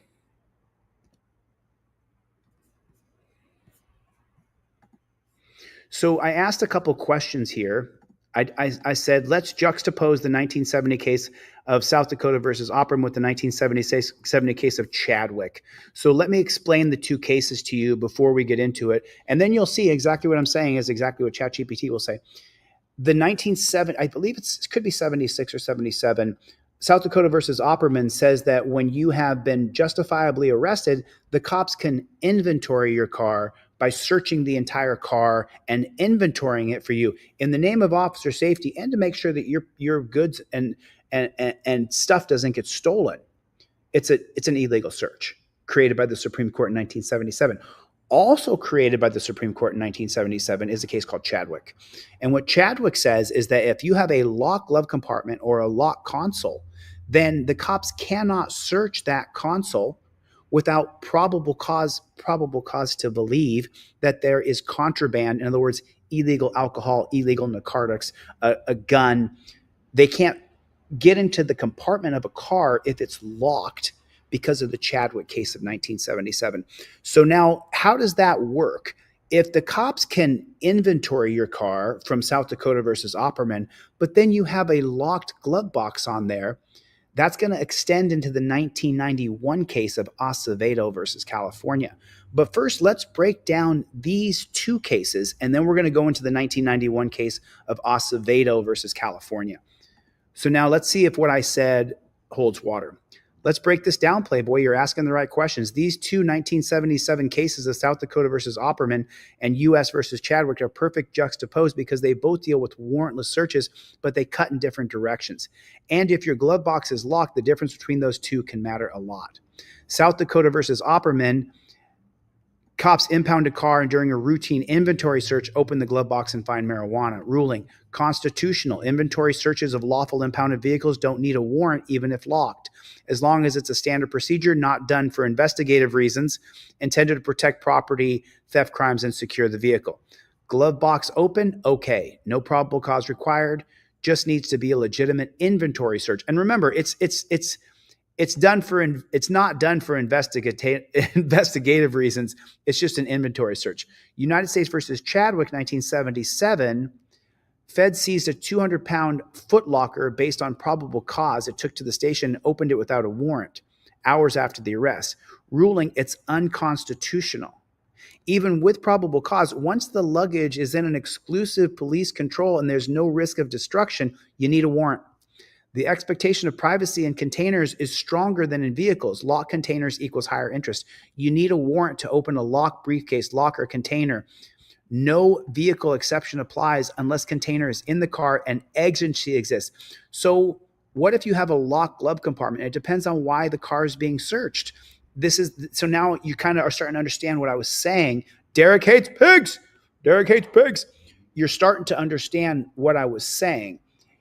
The reason why you want to have a locked glove compartment, and even if your license, registration, or proof of insurance isn't in order, is because the cops can't just search your glove box if you got pulled over for driving on an expired license or registration, or your windshield's cracked, or you didn't use your taillight, and you can have whatever you have in the glove box.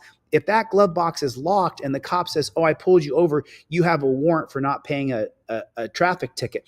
Now the cop can arrest you, but if your glove box is locked and there's no probable cause related to the crime of driving with a warrant for not paying a traffic ticket, the cop cannot search your glove box. Everybody here should have a locking glove box, a locking console, a locking compartment in your trunk. Because as you can see, what I'm telling you is 100% truth, 100% truth. I'm not lying to you at all. Okay. If it's an inventory search, yes, cops can open a locked glove box as long as it follows department policy and isn't a pretext. This is administrative, not inventory. If it's a closed container inside your car, if the search is investigatory and you're already arrested, the container or car is secured, then Chadwick controls. They need a warrant to open the container. Do you not see it? I just told you what it was, and then ChatGPT repeated what I just told you. You want to have a locking glove box, a locking container. So now let's expand our search a little bit so that we can kind of refine the idea of what a warrantless search equates to from the 1991 case of Acevedo versus California. Tensions between the two. Opperman says the car can be inventory and impounded, even locked compartments. Chadwick says cops can't search personal containers. Courts have since wrestled with the line between a glove box and a gym bag or a briefcase in the car itself. Oh, Colorado versus Bertine reaffirmed Opperman, but said inventories can't be pretextual. Gant, as we discussed earlier, restricted car searches. Riley versus California confirmed digital containers, phones, purses have high privacy and need a warrant. Let's take a look at how the 1991 case of Acevedo versus California is going to affect U.S. versus Chadwick. So now we're going to take a look at the 1991 case of Acevedo, okay? So, oh yeah, United States versus Chadwick was flying high for personal privacy until California Acevedo came through and clipped its wings.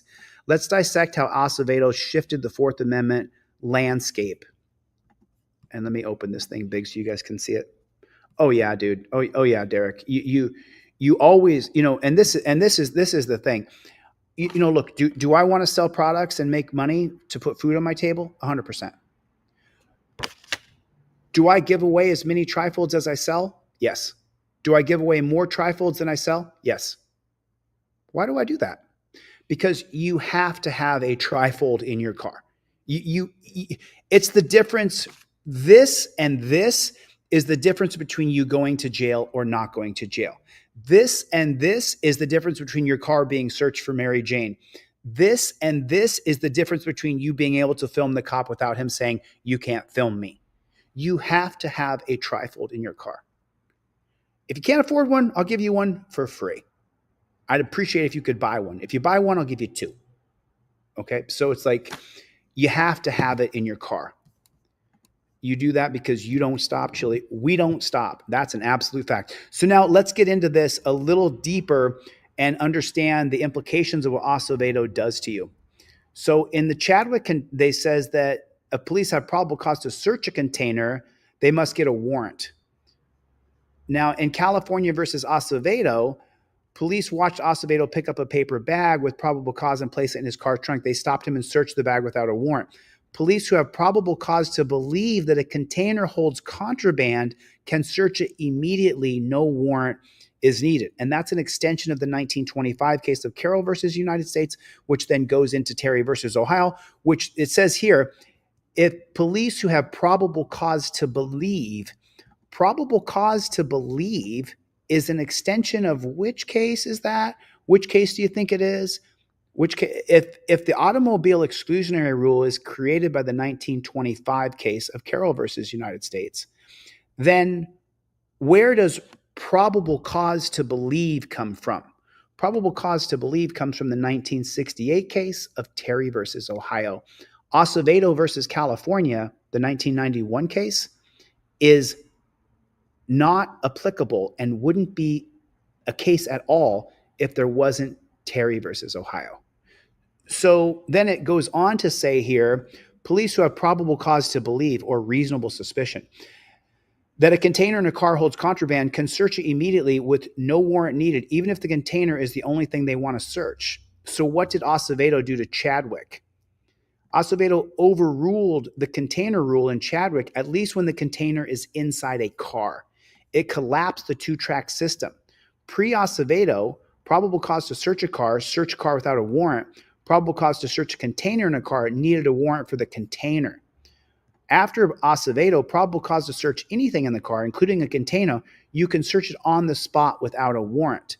But let me clarify something to you. Let me clarify something very important. And Arizona versus Gant is going to reel back in Acevedo versus California. Let me explain something to you. If you are driving on a suspended license or you have a warrant for not paying a traffic ticket and you have a locked glove box, you get pulled over, you pull your trifle down, you invoke your Fifth Amendment right to remain silent. You don't skip a beat. You say, I invoke my Fifth Amendment right to remain silent. And the cop says, I pulled you over because I'm using the 2020 case of Kansas versus Glover that says that if the registered owner has a suspended license, I pulled the car over because the registered owner of this car has a suspended license. And so I'm pulling you over and you're the registered owner. You invoke your Fifth Amendment right, but you have something in the glove box. You invoke your Fifth Amendment right because without probable cause to believe, even reasonable articulable suspicion, that there's something in your glove box that's illegal, they can't search your glove box because of the 1977 case of Chadwick. Do you understand how important it is to have a locking glove box, a locking container in your car? Now, how can you lock that up? How can you do it? By talking. I invoke my Fifth Amendment right to remain silent. If you have a warrant for your arrest, you are not going to be able to talk the cop out of arresting you. I mean, 99% of the time, that cop is going to arrest you. So you want to make sure you have a locking glove box. And then you don't talk. But let's keep going to see if what I'm telling you is true. What if the container is inside the car? What if it's in a trunk? What if they have what if they only have probable cause for the container, not the whole car? So in Acevedo, the court weighed a bright line rule. The Fourth Amendment does not compel separate treatment for containers within automobiles. Acevedo essentially overruled Chadwick in vehicle scenarios if the container in the car and the cops have probable cause, but they only have probable cause if you talk. If you got pulled over for driving on a suspended license, they don't have probable cause to break into a container in your car and search it. If the container is outside of a car, Chadwick's privacy rule still applies. They likely still need a warrant. Okay, so then how does Arizona versus Gant reel in Acevedo versus California? How does Arizona versus Gant reel in Acevedo? Now we're talking. Let's zoom in on Arizona versus Gant. Didn't just echo back to Belton. It also tightened the leash on Acevedo, pulling back the wide authority it had given cops in vehicle searches. We already know what this is. Probable cause to believe. We know that one. Arizona versus Gant. After arresting a vehicle occupant, police may only search the passenger compartment if the arrestee is within reach at the time, or it's reasonable to believe the vehicle contains evidence of the crime the person was arrested for. So if you're driving on a suspended license, that has nothing to do with searching your glove box. If you're driving and you have a warrant for not having a leash on your dog and you got a ticket and you didn't pay it, that has nothing to do with what's in your glove box. All I'm doing is weaving together these cases for you, and I'm showing you on ChatGPT. I'm telling you, okay. So then Chimmel versus California is the 1969 case. The 1969 case of Chimmel versus California created the wingspan rule that said that cops can search anywhere within the wingspan of a person for number one, officer safety. Terry versus Ohio happened in 1968. But then number two, to search for contraband. The 1969 case of Chimmel versus California was to try to put a limit on the 1950 case of Rabinowski versus United States. In Rabinowski, they said that the cops, if they arrested you, they could search anywhere around you. They could search your whole office, your whole house. They could search your neighbor's house if they thought that maybe you had contraband over there. Chimmel versus California was directly in proportion to reeling in Rabinowitz versus United States from 1950. So we can get more into that as we continue to go down the line. But I'm telling you, I know what I know. I'm giving you absolute truth here. I'm teaching you how to protect yourself in a very step-by-step manner so that you do it properly. So we're going to get into Chimmel and we'll get into Rabinowitz in 1 second. Okay. So now it says here, if it's reasonable to believe the vehicle contains evidence of the crime, you driving on a suspended license is not evidence that you have contraband in your glove box. If it's locked, they can't search it because of Chadwick. So Belton versus New York, 1981, and Acevedo versus California, 1991, did not knock Chadwick out. It just gave very specific parameters to when they could search those things. So how does Gantt reel in Acevedo? Here's the key distinction. Acevedo's deal with probable cause to search a container in a car. Gantt deals with searches incident to arrest and says arrest alone does not justify searching a vehicle or containers. So if there's no probable cause for the container, cops can't rely on the arrest to search it. They'd need probable cause like in Acevedo, but Gantt reminds officers that just arresting someone isn't enough to rummage through their car. And here's the example. I was arrested this guy for driving on a suspended license. Let's search the car for fun. Maybe there's drugs in the backpack. Gantt says no. Unless he can reach the backpack or you have reasonably believe it contains evidence of the licensee's crime, you're violating the Fourth Amendment. Isn't this exactly what I just said? This is exactly what I just said, right? Word for word. So now let's go ahead and just take a look. Oh, thanks for the super chat. Someone just gave me a super chat. Yo, Greg. Man, good to see it. Just so you guys know, Greg B has been a moderator on this channel since 2021. He's been, was it 2020 or 2021? I think it was 2020. I started on YouTube in January of 2021. I had a channel, but I wasn't working on anything. So now let's do this. So now here's the three cases. We already gone over this ad nauseum.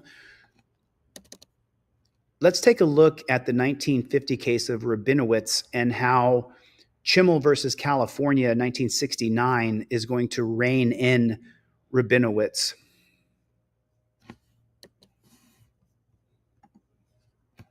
So now earlier, there was a gentleman in the chat who said that he was talking about Chimmel versus California. Let's get into it. This is a classic showdown between broad police search power, Rabinowitz, and constitutional restraint in Chimmel. The court spent 2 decades letting cops search wide after an arrest until Chimmel came through. U.S. versus Rabinowitz was decided 5-3. Issue: what are the limits on a warrantless search following a lawful arrest? The feds arrested Rabinowitz in his office. He sold rare stamps and then searched the entire office without a warrant. Desks, drawers, everywhere. They had an arrest warrant, but no search warrant. The Rabinowitz determined that it was a constitutional search, and they said that reasonable search incident to lawful arrest doesn't require a search warrant, even if it covers the entire area where the arrestee occurred. The test is not whether it's reasonable to procure a search warrant, but whether the search itself was reasonable. Rabinowitz rule: once police make a lawful arrest, they can search the area around the arrest broadly, even without exigent circumstances or without a warrant. This ruling greatly expanded police powers. Chimmel versus California, 1969. Does the Fourth Amendment permit police to search an entire house after arresting someone? Facts: Chimmel was arrested in his home for burglary. Cops then searched the entire house, drawers everywhere without a warrant. Holding: the search was unconstitutional. The cops can only search the arrestee and areas within the arrestee's immediate control or grabbing distance. There's no justification for routinely searching any room other than that which the arrest occurs, or for that matter, for searching through all the desk drawers or other closed or concealed areas in the room. Chimmel rule narrowed the search incident to arrest doctrine, killed the idea that cops can rummage through everything just because they made an arrest. Rabinowitz: arrest equals license to search the whole place. Chimmel: arrestee, only the wingspan of an arrestee is fair game. Chimmel overruled Rabinowitz's broader reasonableness standard and imposed clearer constitutional limits. And then here's the jurisprudence chain of Rabinowitz, Chimmel, and Arizona versus Gantt. You want a flow chart? I already have a flow chart. I created a flow chart on my wall to teach you guys the exact cases I'm doing now. But when I teach you on the wall, there's a visual representation, and action doing in a learning process teaches you much better than just me sitting here showing you words and reading and teaching you like this. When I teach you guys on the wall next week, which I have a gigantic wall here to teach the history of our Constitution and the history of case law, you'll be able to learn what I'm saying. How is Chile knowing everything before the AI? I've studied this. You guys have seen me in front of cops tell them I'm a constitutional law scholar. I'm not a legalese scholar. I don't know court procedure like Lane Myers does. I understand the constitutionality of law as well as anybody else. I mean, just from this little 2-hour and 20-minute live stream here, I think that you guys can see now the amount of effort and work I've put in to learn these things, to share them with you. And before I went to the dungeon, I used to tell people that I had a near photographic memory, and that wasn't true at all. That wasn't true at all. I don't have anywhere near a photographic memory. That was arrogance. It just wasn't true.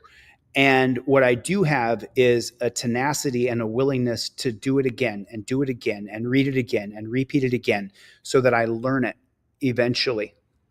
You know, it took me a long time to get here. It took a really, really long time. So yeah, so we don't stop under any circumstances, under any conditions. Oh, cool. So we got 130 people watching on X. I guess on X, people like to learn. A lot of people watching on X. That's cool. We have as many people watching on Twitter as we do on YouTube, which is pretty crazy. If you're from X, do me a favor, drop a comment in the section and say, yo, what's up, Playboy? What is up with the Playboy? Yeah, lots of people watching on X. That's crazy. That's crazy.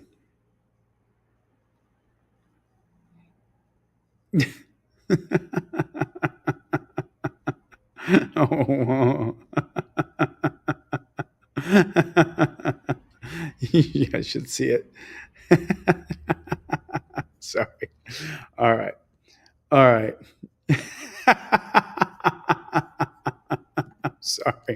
I'm sorry. Forgive me. Let's keep going. Okay. So I think that we got a few things here today.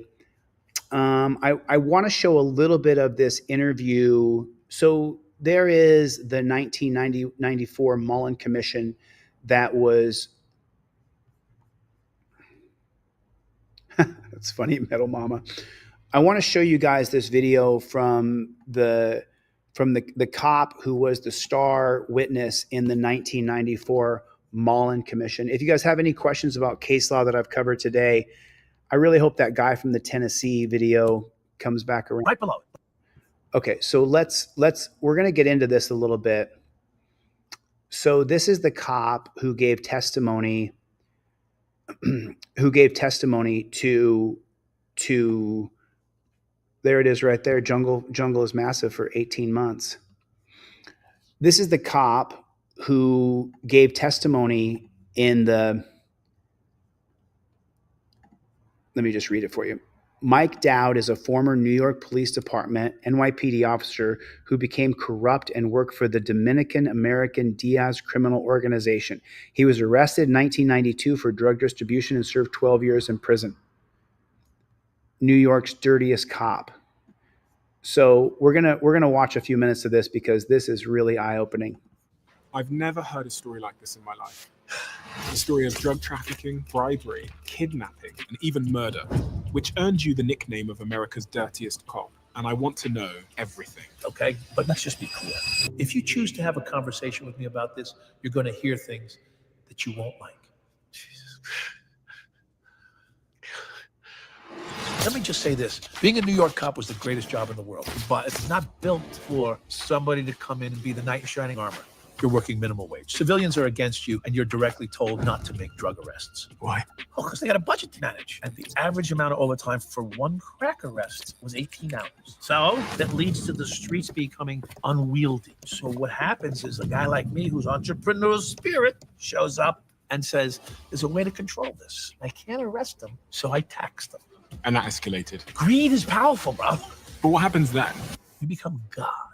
I was making more than the president of the United States by protecting one of the largest drug trafficking organizations in New York. But I was losing control, and I became the face of New York City's corruption problem. People want to be dead. And then in 1992, you were arrested, and you admitted to hundreds of crimes. But what about your family at this point? You know, that was tough. They're really special people. Mike, we spoke to your parents. Do you want to see what they said? I'm Carol Dowd, and I'm Michael Dowd's mother.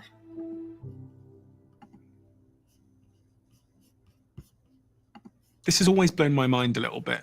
53% of you by Maybe chaperone an audience because of it.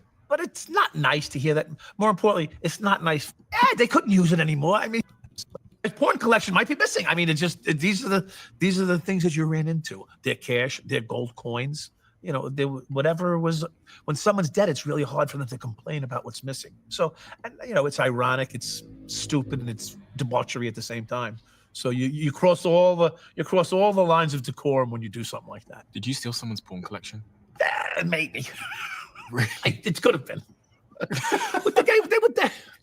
They were dead. They were dead. They couldn't use it anymore. I mean, they were smoking crack. Okay. So I'm in the 94th precinct in Brooklyn now, which is Williamsburg, where you say was a lovely place, and it was. It was becoming lovely when we were there. They started opening up some studios. We got a call for dead on arrival. You know, someone was murdered. So we show up, and the guy's sitting in his couch with a knife in his side.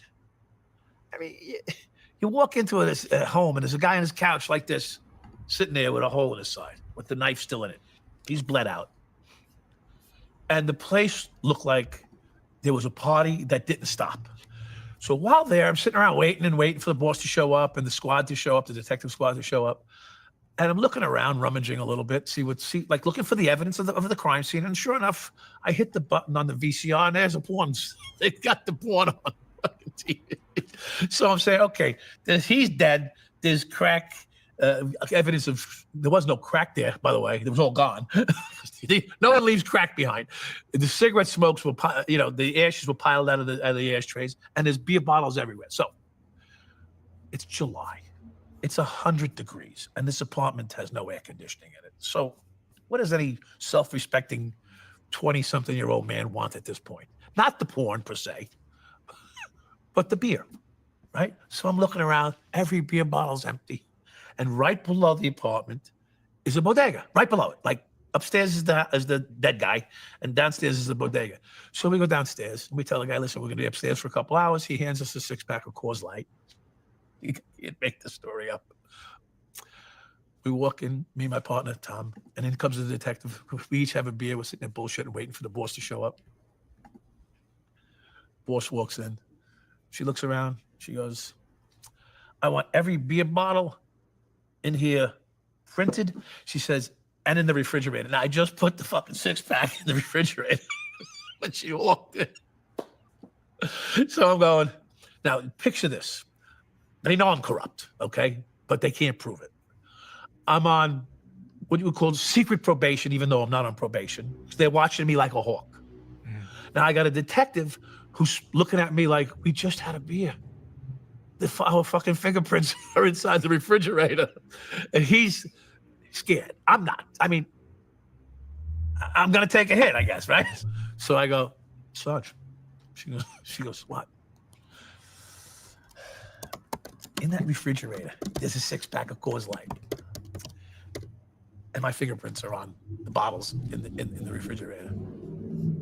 She looks at me. She goes, of course it's you. She goes, of all the people in this fucking police department, it would be your fingerprints inside the refrigerator on a Coors Light bottle at a homicide scene. And there's only 4 homicides in this precinct this year, and you've been on 3 of them. You've been at the scene of 3 of them. So I go, yeah, it doesn't look too good, does it, son? She goes, I'm going to go downstairs. I'm going to go to my car, and I'm going to make a phone call, whatever I got to do. She said, get rid of that, and don't do it again. Get rid of that, and don't do it again. If you haven't read the 1994 Mullen Commission, it's available on deletelaws.com for free. The Mullen Commission is based on the testimony of this guy right here. And then what Milton Mullen, a federal judge, did was he then gave a bunch of cops immunity to come in and tell their story and testify to the facts of what Michael Dowd had done and other cops. And the consensus from the Mullen Commission was that every single cop on the NYPD who was a plainclothes officer was corrupt and on the take. If you haven't read the 1994 Mullen,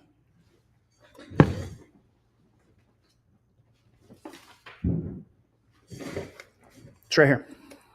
It's right here. This is available on my website for free. It's the Mullen Commission, written by Milton Mullen, like I said to you. And I have read it several times. I've tabbed a few pages on here. If you haven't read this, everything that this guy's saying in the interview, he also said in the Mullen Commission. I'm going to jump ahead a little bit here because I picked out some particular sections here. Night shift, and the guy, DOA was my first day. Guy jumped off a building and landed on his head. That bothered me because the family showed up. It was horrific, and I got to hold the family back and don't touch him because it could be a murder. We don't know. We don't know why he's dead. It's a crime scene essentially. I began to see people shot, stabbed.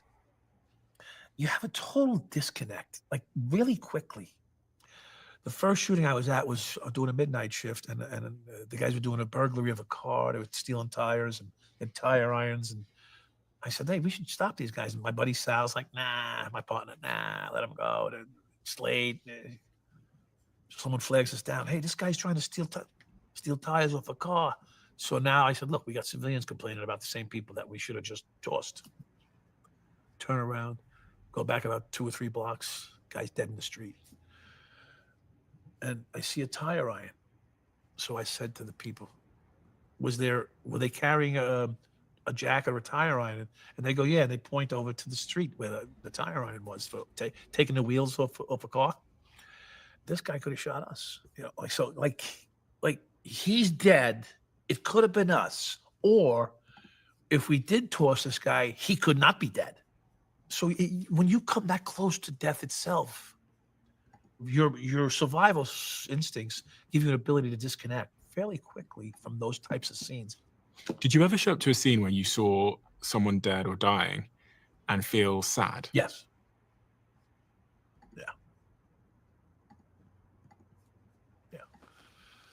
Yeah, a couple of times, but more important, one that strikes me a lot. I was talking to the guy who was going out. I knew he was going to die. You know, it was just he was stabbed in the stomach, and he's looking at me, and he goes, "I'm getting cold." I go, "Yeah, it's going to be okay." He says, "I'm getting cold, officer." I said, "Oh, you're going to be okay. We're going to get you to the hospital." You know, the ambulance showed up like 5 minutes later. He was barely conscious when he got in the ambulance, and he wasn't going to make it, and he died.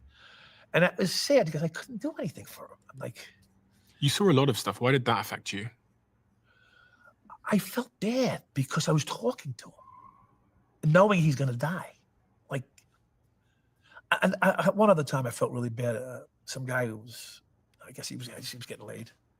Young guy, big, heavy set, strong, powerful black guy. His wife is like, I looked at her. She goes, I'm like, I could tell it was a sexual thing. They had sex, and the fucking guy was like 35 years old. And he was either dead or dying. He had a heart attack. And I wanted to give him CPR. But it would have been my first actual CPR case, you know. And the 2 cops I was working with go, "No, don't worry about it. Go get the ambulance." Don't worry about it. Yeah, he's going to be okay. Don't worry about it. Go get the ambulance. I'm like, shouldn't we do CPR?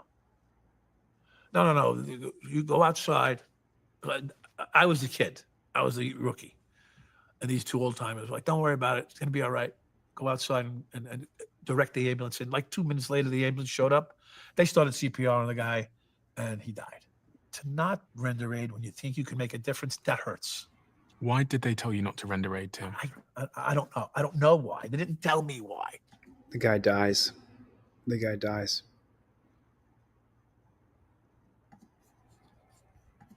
You were the first cop to arrive on the scene of Officer Correct. Venable, who later died in hospital. Correct. And you said that you had a lot of guilt over it. Yes.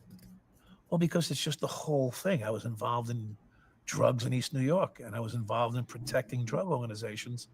And now a cop that I didn't know was killed. And that doesn't matter that I didn't know him because he's a cop. You know, that's, you know, it's not acceptable. Just the fact that a cop was killed is not acceptable. And now the guilt that I lived with was that I was protecting people that may have either dealt with those people or been associated with those people. Who killed the cop. But they killed a cop. And that's, you know, everything's, what does Tyson say? Everything's, it's all good until someone punches you in the fucking nose. Well, Right. So he was a part of running drugs for a drug crime family in New York, and then when that drug family killed a cop, he felt personally responsible, but he continued to deal drugs and be the pig that he was. I was born in 92, and in 92, that's quite a significant year for you because this is the year you were arrested. Correct. Yeah. What happened that day? Take me into that day when you were arrested by the police department. So it's 92. So I think everybody, the board game I have coming out is available on Delete Laws. It's pre-order right now. We're not even going to finish the board game until this next week. We'll send it to the print shop this next week. But you're going to learn so much from the board game that I created. It's available now on deletelaws.com. I had Constitution HQ and Team DLZ that we dropped both into deletelaws.com, and I'm going to fix those on Monday. So I'm looking forward to doing that. I'm just looking at my time, and I'm running out of time here. I have to finish the cases for the wall to start teaching on Tuesday or Wednesday. I'm going to drop the link for this video into, and this is the entire Michael Dowd interview. I don't typically show other YouTube creators interviews and stuff like that. I'll show an audit or something like that, but I typically don't show other creators interviews and things like that. But I wanted to show you a little bit of this because Michael Dowd is such a creep. He's such a creep. Joker, I think it's $49.99, but I priced the game based on other board games that are available. But the difference between this game and other board games is you actually will learn the case law, and I'll teach you the jurisprudence of case law in the upcoming videos. You guys are getting the first iteration. I reserve the right to have errors in it. I will replace the cards that are incorrect. I simply can't check 500, 600 cards. But you will learn so much through this board game that I created.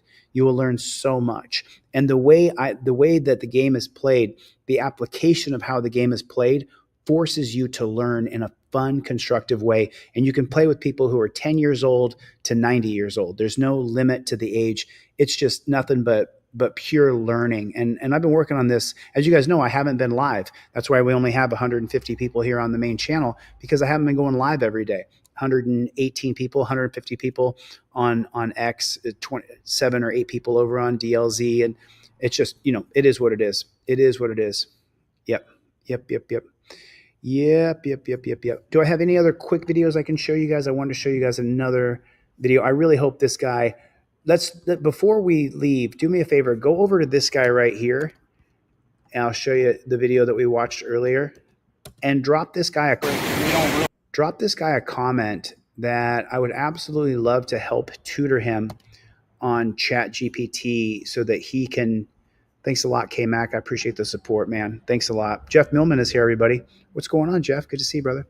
So here is the link for this video right here of this Tennessee park ranger who grossly, negligently, maliciously violated this man's rights. And he just goes by the letter M on his YouTube page, but this is the only video. So if you want, Cash App is Chili De Castro. There it is right there. Thanks for the support. Really appreciate it. I'm not going to stop. I'm not going to stop under any circumstances. I will never stop. I won't stop until I get into a position of power in government to change the policies, procedures of police from the top down. And since I understand the case law extraordinarily well, I'm going to be able to navigate policy better than 99% of anybody else who would ever be in a position of power. And I do understand the policies that the Supreme Court has created, and I do understand how to go around those Supreme Court holdings in a state-by-state basis. So let me just read off a couple of people.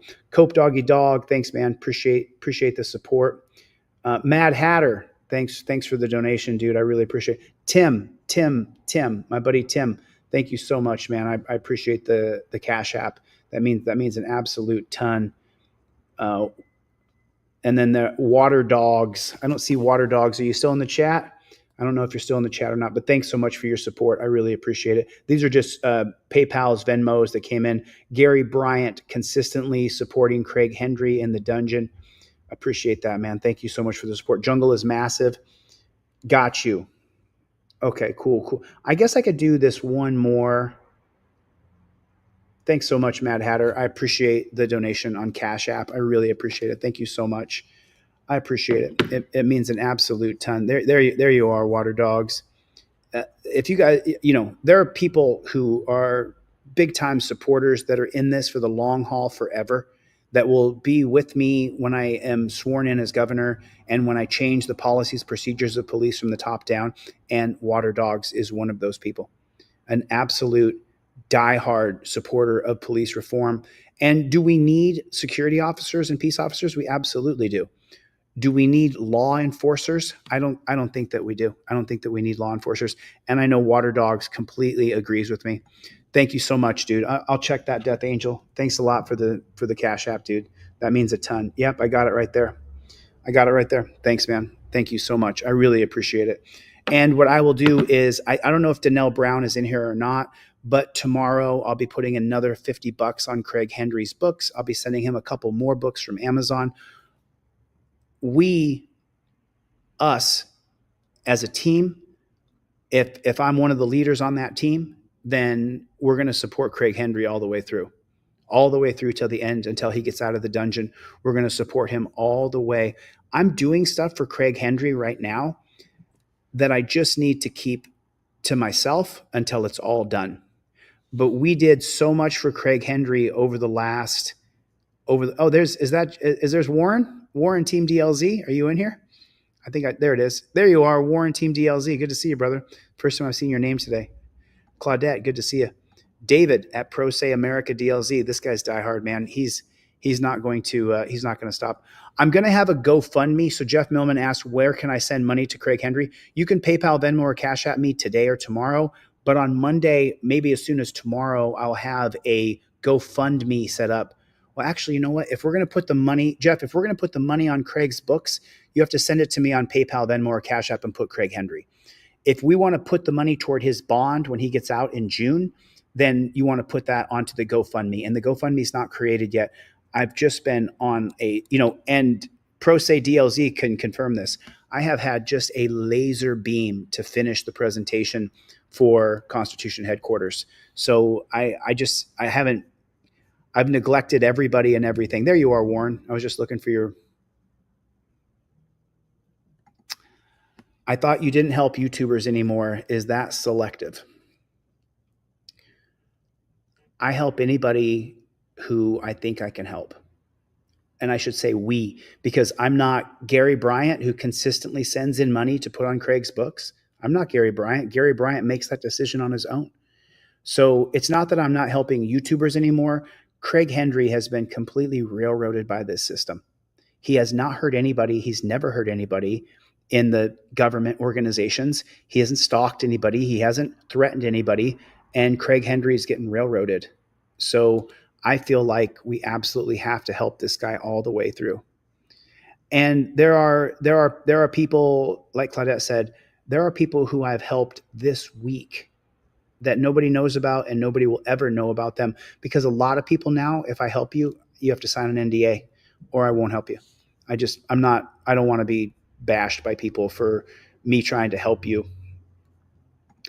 I would like to say Craig Henry a book. If anybody has the address to the Pigpen, I have it. Give me 1 second. Let me pull that up. That's a great idea. Let me put his address up there. And by the way, let's go like this. Returns and orders. Let me pull up his address real quick, and I'm going to take a screenshot of it and put it up on the screen. I got it right here. Okie dokie. Take a screenshot of this real quick. Here is Craig Henry's address. Let me share this with you guys. If you guys want to purchase a book for him, or just send him a letter, you could just put, hey, we love you and we support you, and then put that on a piece of paper, put it in an envelope, and send it in the mail to him. If you do that, that would help him so much. He would be so grateful if you did that, because I got tons of those when I was in the dungeon. People just sending me a real quick shout out. Hey, man, just wanted to say I love you and I support you and we believe in you. And it meant the world to me when I was locked in that dungeon. It really, really did. Okay, so there it is right there. There it is. So there's Craig Henry's address if you want to send him a book. Remember, you can't send him a hardcover book. Oh, is my Cash App blocked, Michael Dolan? You have my number. You got my number. Right on. Thanks a lot for the support, man. I really appreciate it. Thanks, Mad Hatter. I appreciate that, man. Hey, thanks, Grateful Dabs, dude. You're the man. Oh, dude, you're the man. I'm just seeing this, Grateful Dabs. Thank you so much, dude. I really appreciate it. There it is. Okay, Matt, I got that for Craig Henry. Cool. Right on, William. Thanks, dude. I appreciate it. Wow, there's about 7 or 8 Cash Apps that came in, and I just want to say thank you to each and every one. Martin, thanks a lot, dude. I really appreciate that. And Grateful Dabs is just a consistent donor and believes in me. Wow. I mean, Grateful Dabs, I'm looking here, dude. Consistently, this guy donates. There's a Warren Team DLZ donation. Wow, dude.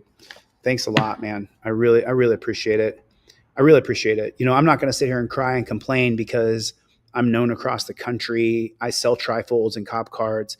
But this last few months where I had, almost static income where I just spent more money than I made every month for the past 6-8 months. Steve Conkler, this guy's a major supporter. He never stops. But over the last 6 months where I haven't really made any money, I've just been maybe breaking even, losing on most months. There's been a few of you guys who have been, like Michael Dolan and Steve Conkler, who have been supportive. And I just want to say thank you. I appreciate it. Because I promise you this, I will never, ever, ever stop until I get into a position of power in government where I can change the policies, procedures, and protocols of these cops. That's why, just so you guys know, it's not just that I'm a searing prick to cops and I don't like most of them and I'm mean to them. That's not the only reason why. That's not the only reason why the trolls hate me. The trolls hate me because I have the education and the charisma to be able to win the governorship, and they know it, and they're terrified. Of course you're terrified. You should be, because I will win the governorship, and I will change the policies of police from the top down. I will never stop until we accomplish that. I have not, Teresa. Teresa, send me a DM on Facebook, and I'll take a look at your page. Let me log into Facebook here real quick and see if I have anything. Got you. There you are, Matthew. I see you, buddy. I see. I just covered that, Matthew. I just covered it. Joseph Barbini. Joseph Barbini is here. Good to see you, Joseph. Anyway, I'm coming right up on 3 hours. I'm coming up on 3 hours, so I got to get that 7-fold. Thanks, man. Appreciate you. Oh, you got scammed a few weeks ago, Michael Dolan? That sucks. Jennifer Hill is here. Jennifer Hill is someone who I stay in touch with, and I always let her know when I'm doing different stuff. I really hate to leave because we're getting a nice little crowd here going, but at the same time, I'm going to be on so much next week. You guys are going to be so sick of me. I'm going to be live streaming for 4 or 5 hours at a time because I have so much to teach that I didn't teach the last time I built a wall of history, the history of institutional racism in our country. And just so you guys know, most of the laws that you and I are subject, most of the policies created by the Supreme Court were created in the name of racism. I don't want that to be true. I don't identify as a leftist liberal. That's not who I am. I'm a classic liberal, what used to be the old school Republican. But now I'm a classic liberal, and I always have been. So, but most of the laws that we are governed by and most of the policies created at the Supreme Court were created specifically for Black people. And I don't like that, but it's true. It's true. Anyway, listen, I've got to get the flock out of here, you guys. I absolutely, there you are. Clown Patrol. I'm going to be on every day. Tuesday, I finally get the final posters for this wall on Tuesday. So you can expect me to be teaching like a demon for the next several months. All right, listen, I got to get the flock out of here, you guys. There's Craig Hendry's address if you want to mail him a book. I won't have his GoFundMe up until Monday maybe, but I'll have a GoFundMe up for him, and then you guys can donate directly to the GoFundMe. All the proceeds from the GoFundMe go directly to Erica Brown's bank account, not to mine. They go directly to Erica Brown, and we're going to raise the money to pay his bond that's going to come up in June. So that's going to happen next. Listen, Soy Leo, Brandy, I love you guys, man. John Q, thanks for your support. All you guys who Cash App, Venmo'd me. BZ Watchdog, who's not rich, is also a supporter. I'm humbled. I got to get the flock out of here. Thanks for coming to my TED Talk. Mikey B. I'll see you guys on the next one. Later, Gators.